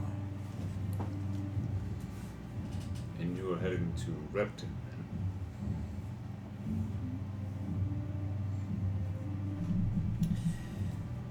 That was our destination until the boat was attacked. Attacked. Oh, I thought you mentioned it sank. That's how it sank. Yes, that is how it sank. Something. First, it appeared with these people. They were like part machine, part person. And then something breached from underneath. Giant mechanical snake of sorts. A Caesar. Mechanical. Yeah. And Metallic. many times bigger than our boat. Oh. You see that he gives a quick glance to the woman who just looks and meets his gaze and looks back down to her soup and continues to eat. Mechanical men. Mechanical in nature. Interesting. Were they like warforged or? I thought they were human until we took chunks out of them through combat. There was metal underneath their skin. Flesh and metal. Flesh and metal. Yeah. Their hands were like their weapons. Interesting. That is worrying. It appears that you have some business to warn about once you're in Repton. It would only be right that we mention this to the proper authorities. Sure. You will probably find no help in Krolduk. There's rarely guard groupings that are in there, and even with its most recent attack that came upon it, there wasn't a guard in sight as far as it came from the grapevine, at least. You, as he mentions to Cedric and looks to you as well, and goes, you mentioned Krolduk. Were you there recently? On my own free will, no. But yes, I was. And so was Cedric. And that's where we met. Not by your free will. To put it short, I was kind of kidnapped, but also the person who kidnapped me had a really good reason for doing it. And then we became unlikely friends, and now I'm here. He looks to Cedric, and Cedric goes, rather not talk about him. Yeah, If I say his name 3 times, I think he's going to appear up behind me, and I don't want that. no. After being carried in his just potato sack for a week, it's nice to finally get some fresh air, even if it means having to gore a couple of people. Unlikely friends. Yeah. I think we all are. A little bit. I don't know if I would call you friends. He kind of looks around the group. More of acquaintances. Sure. I don't know I mean, them. we don't have any dirt on each other, do we? Dirt. SAAKA looks down to her stained clothing. Both mud and dirt and blood and sand. She's got dirt.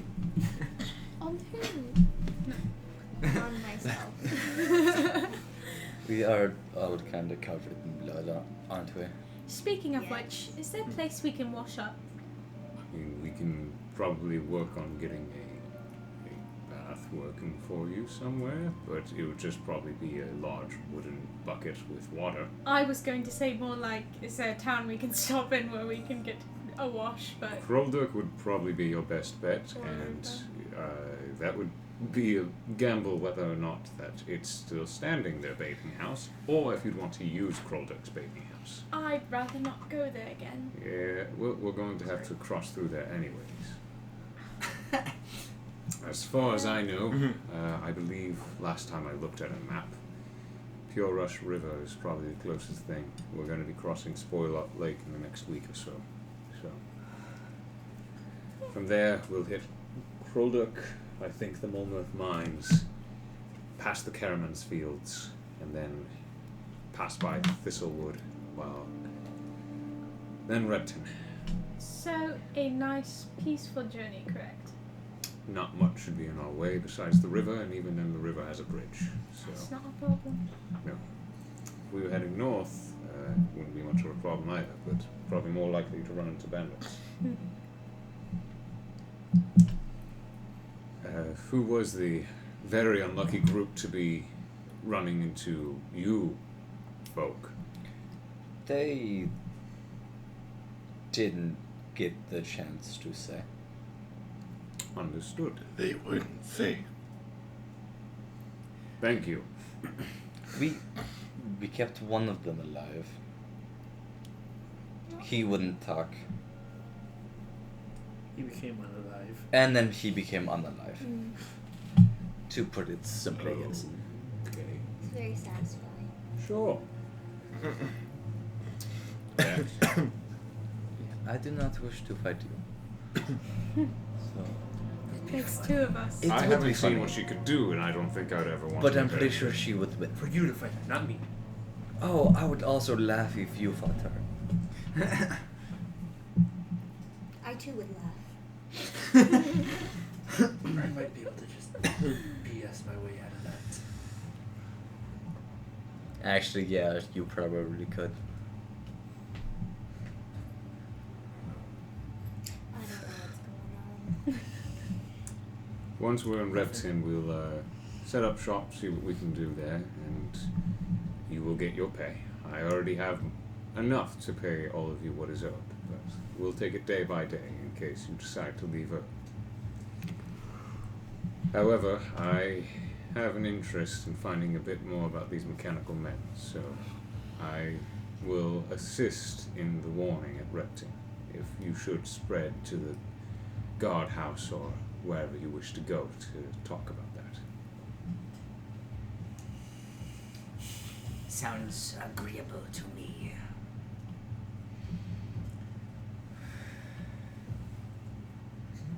Looking at the box. The box is really good. All right. Well Are then, we in agreement there? Yeah. They need to know about it as much as we don't want to know about it. Yeah. you see that as you're talking, approaching you, a greasy-faced man with a smattering of stubble and a brown cap approaches. His oily hair running past his cap down to the base of his neck. A few teeth missing as he begins already shouting straight at Medra, only a few feet away from you in a different circle, spittle flying everywhere. Yeah, nice! One hasn't paid us a penny and you think this is nice? Medra begins. Derek, before the man interrupts her again. I didn't sign up for any charity. I signed up and agreed to work for money.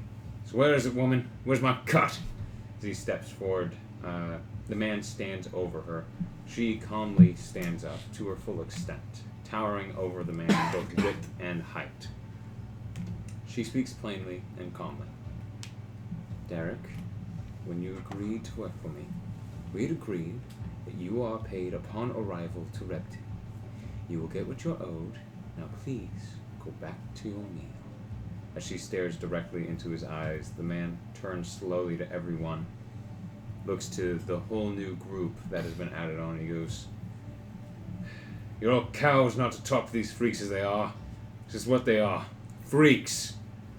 If I could, I would see this circuit show burnt to the ground. At that point, Lux quickly steps up and forward and goes, Friend, I can understand your frustration. We have been on the road for a while already. But I assure you that if you remain patient, you will get paid. You see that he puts his hand on Derek's shoulder and smiles as Derek turns to him very sharply. The man in a huff breathes heavy for several moments before lurching his shoulder out of Lux's grasp and storms off in a huff.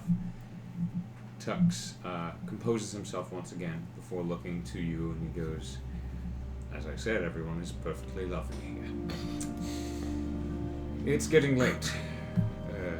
Shall I bring the night to the close? Aye. I will stay watch. I would hope so. That's what I'm paying you for. I can stay not what I watch meant, but- too. Another color. You see that the whole group's attention slowly turns to Lux, from the work hands to the leaders alike. When people either move closer or begin to lie down in their knapsacks waiting. Lux retreats to his wagon and comes back with a loot. He begins playing a few chords in order, the slow succession. The now slowly parting clouds as the night is here, revealing the moonlight, gives a shine to his skin as he stands in the field of grass and flowers. He coughs and he goes, should I sing something? I imagine we would appreciate a moment of tranquility. If you wish to sing, that would be a welcome break. I didn't take you for the music type. I can appreciate the finer things. Still. I'm gonna go find the closest tree and sit down at. Okay. Against this semicircle off to the right, there is a tree, and then further off diagonal to it, there's a huge clumping of like 5 trees. So you go to the single one, rest against it. I would like to go collect Beetle and bring him inside the circle if that's possible Okay. to keep him safe. You see the horses have been wheeled into what would be the inside for the back ones of the cart, and then the outer ones have been pulled to the outside to stay out of field of vision of anyone looking upon this caravan. Okay. Yeah, I would like to just make sure Beetle is 100,000%. You see that he's safe. out on one of the outer reined ones, a few feet from the cliffside, but he doesn't seem as scared as the others who are like up against the cart, looking down to the cliff, aware that there is a drop off nearby. The horses are a little bit scared, but Beetle's just sitting there, not caring, pretty much not moving. I look to him and I go, "You make a lot of noise if anything happens." He just hits the ground twice with his hoof and drags it across. Thank you. And then I go back in. The moment my head hits the pillow, I'm out. Okay. Can I? Okay. With a grin, you see that. Sorry. With a grin, you see that Lux begins. O valley of low and wanderlust, show to us those who we can trust. For when the world does cause us fright, let us stand together with our inner light. He plays the chords as he sang the music, being the only thing breaking the silence of the nightly moment. Most of the workers still listen, beginning to lull, their heads dropping and catching. COIL runs up to Lux and stands next to him before pulling out his mandolin and beginning to play along. Doing your best, you begin keeping paces. He plays and continues. O mountain of high and shocking awe, reveal to us nature's law. For when life's climb makes us lament, give us the strength to make the ascent. You watch as he continues on with no break, but Kramer, the small child, is asleep, his head resting on his mother's lap, as she smiles down on him, beginning to shift over and lie next to him on her knapsack. The two of them slowly begin to fall asleep. As he continues. O waters of depths and restless beauty, remind us often of a sailor's duty, that when we travel from land to land, that you lead us to warmer sands. Most of you look about and see that the heads of the caravan and workers alike are all asleep except for a few that are in the midst of drifting off. For those of you that aren't staying up to keep watch, you feel your heads nodding, and even those that are trying to stay up hear it clearer than the others. But the rest of you slowly fall asleep to the last part. O Ithalian of wild and mysterious sights, bring unto us a peaceful night. For when we travelers walk on a path, we wish to see the good days last. Most of the people fall asleep, and you see Medra, who's kind of leaned up against the two twins, has fallen asleep as well near the fire. I would would like to give a small, as quietly clapping as I can, to the end of his performance. Before I wrap my arm around Coil and pull him close. He looks up and smiles before playing a little ditty on his mandolin for a few seconds. Lullaby. Yeah. Well, just like You see that he kind of puts his lute to his side and sits down by the fire and just stares into it for a while with a grin as the fire just continues to slowly crackle and begin to lose its size as time passes. He looks to you, Care, who gave him a small clap, and he goes, "Thank you. Let's get some rest." Takes the lute off, lays it at his side, begins to lay down his knapsack. Perception checks for who is staying up, if anyone's staying up. You are? I don't sleep. Okay. The snake too does not sleep. Okay, so the three of you make I'm gonna perception. make Sleeping Beauty look like a lightsaber. Okay. You, yeah. 14. For those on the shipwreck, you are still sore as hell, especially from the new fight. You didn't get as much rest as you would like the first time around, so this was rough. Huh? 14. Okay. Snake has bad eyes. Got it. They were crossed, like, meh. Do you want to try 22. to roll that into? 22. Okay. As you take the first shift of the night, nothing really catches your eye. No movement. No even figures on the highway far off from you. Just the calm winds streaking through the grass, breezing through your fur, and the flowers of the field and the moonlit sky. Do you want to sleep?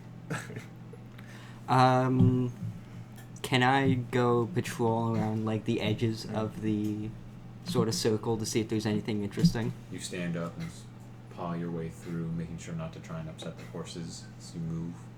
Going on the outside perimeter, you look about, your small eyes shining in the dark. You don't see anything. I cast Mage Hand and normal Mage Hand, and so he can see it, and I wave the Mage Hand in front of him, and then I pick him up and lift him up in the air. I'd only be able to do that if I had to reduce spellcast on me, which unfortunately I really? didn't. Yeah, it's 10 pounds. Well, He's that's what I a bit thought, more but than he said I could He's do that before. He's a humanoid with armor, Mm, things of the like. never mind. Coil cast Mage Hand as well and waves to him in return, though. Mm. Two of you with two different colored, glowing hands wave at each other. His is a little paw instead of a humanoid hand. Mm-hmm. Okay, so first shift comes to a close. Who are you shaking awake for second shift?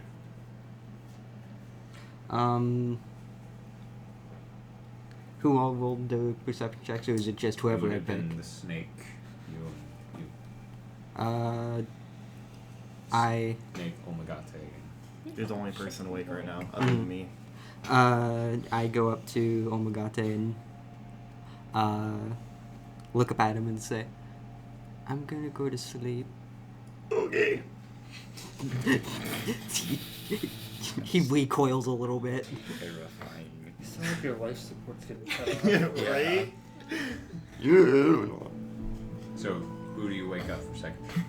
Him and He's then, already awake. He doesn't. well, he's I'm- kinda What he creepy, is saying just is stands he is going to statue-like, sleep okay. by himself, and Yeah. like just. and the then I'm snake gonna and me pick would be him awake. for second shift, yeah, because He he was doesn't. with you for first shift.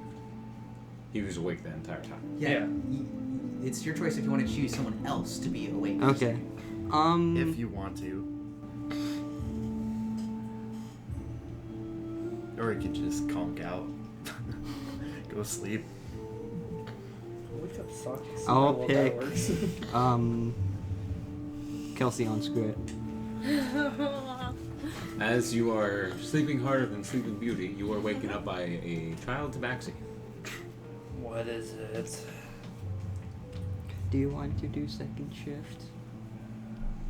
I Okay. get up.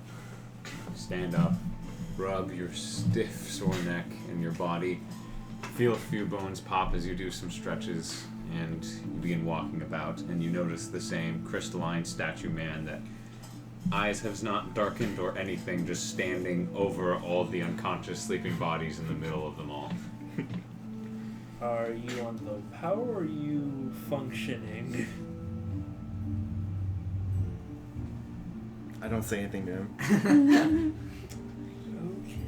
Okay. Perception check.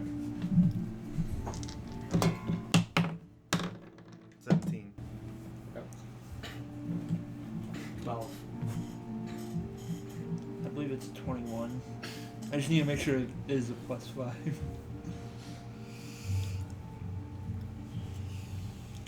Yeah. 21. Okay. As the night passes, no movement. The night stays quiet. Were you guys doing this in 2 or 3 shifts? I don't care. How long was his shift? If you guys are doing 2, he would need to sleep well into the morning to get a full rest. If you guys are doing 3, you guys could probably do it and still wake up about the same time. Should be 3. Let's do 3. It's full 3. Okay, so who are you waking up? Eeny, meeny, miny, moe. Thank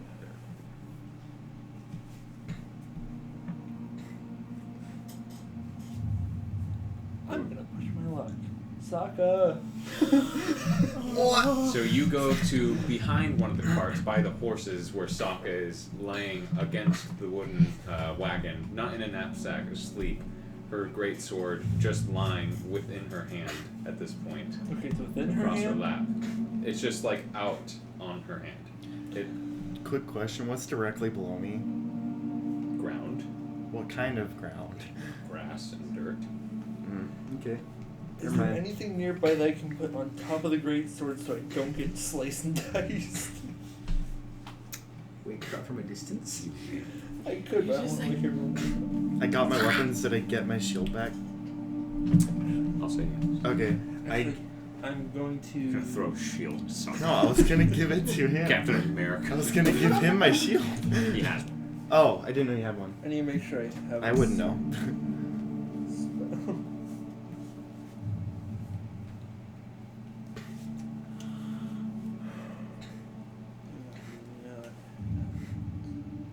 I don't believe I have the spell I was looking for. Okay,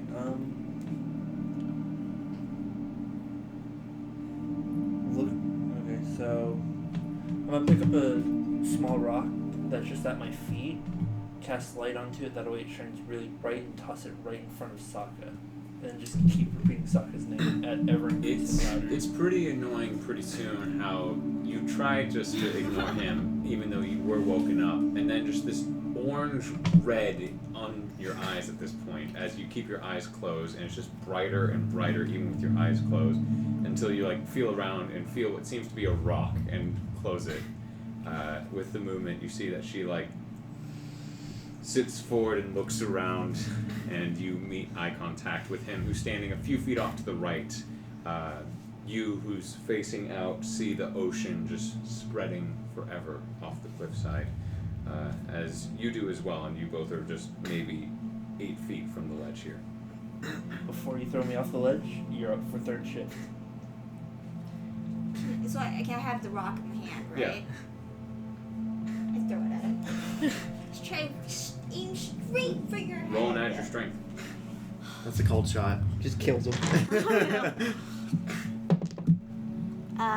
17 plus 5, so 22. You take. KELSION fucking Go ahead. Roll a d. Kelsey is out. Well, no, 1 plus your strength, so 6 points of damage No. as it whack right onto your head. That rock would put a hole in your head. You fall back onto the ground and recover quickly, stumbling. There's a A sniper. bit dazed, and you're seeing double at the moment, but Next time I'm gonna duck. That hurt. Next time, don't shine a freaking light in my eye. If you didn't sleep with your greatsword in your hand, I'd wake you up nicer. Yes, it's my fault. Thank you. I just walk away. Okay, so perception checks once again. 19. Okay. Oh, it's like that too. You are too pissed at him to be looking about. Not two. Was The snake is feeling sympathy anger. sympathy anger. Kara this entire time was just kind of like sitting there in the just 1,000-yard stare, and only until morning was it like, oh my gosh, I was supposed to pay attention to things by the time that morning came. He's looking 19. for mice or something.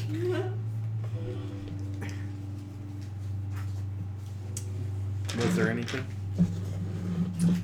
Nothing. Silent. I just sit on the ground. As morning comes and you all awake, you look about. Everyone's still sleeping where they were. You see that Cadrid and Cathis, the twins, and Lux are already awake. He looks over to the group of you and trying to eye each one of you and goes, "Good morning, valiant protectors. Would you like..." He is cut off immediately by a horrible scream just south of the encampment. Lux stands and looks off and begins running towards that direction, a few of the work hands joining him. I'll head that way too. Okay. Coil just Chase. books it, As trying this to catch happens, Care, are you... I send kindness back to the demi-plane, the shadow realm, Astral. and I follow after Coil. You snap your hands and disappears. You stand up and begin quickly following after, more of a speed walk pace than running like the others.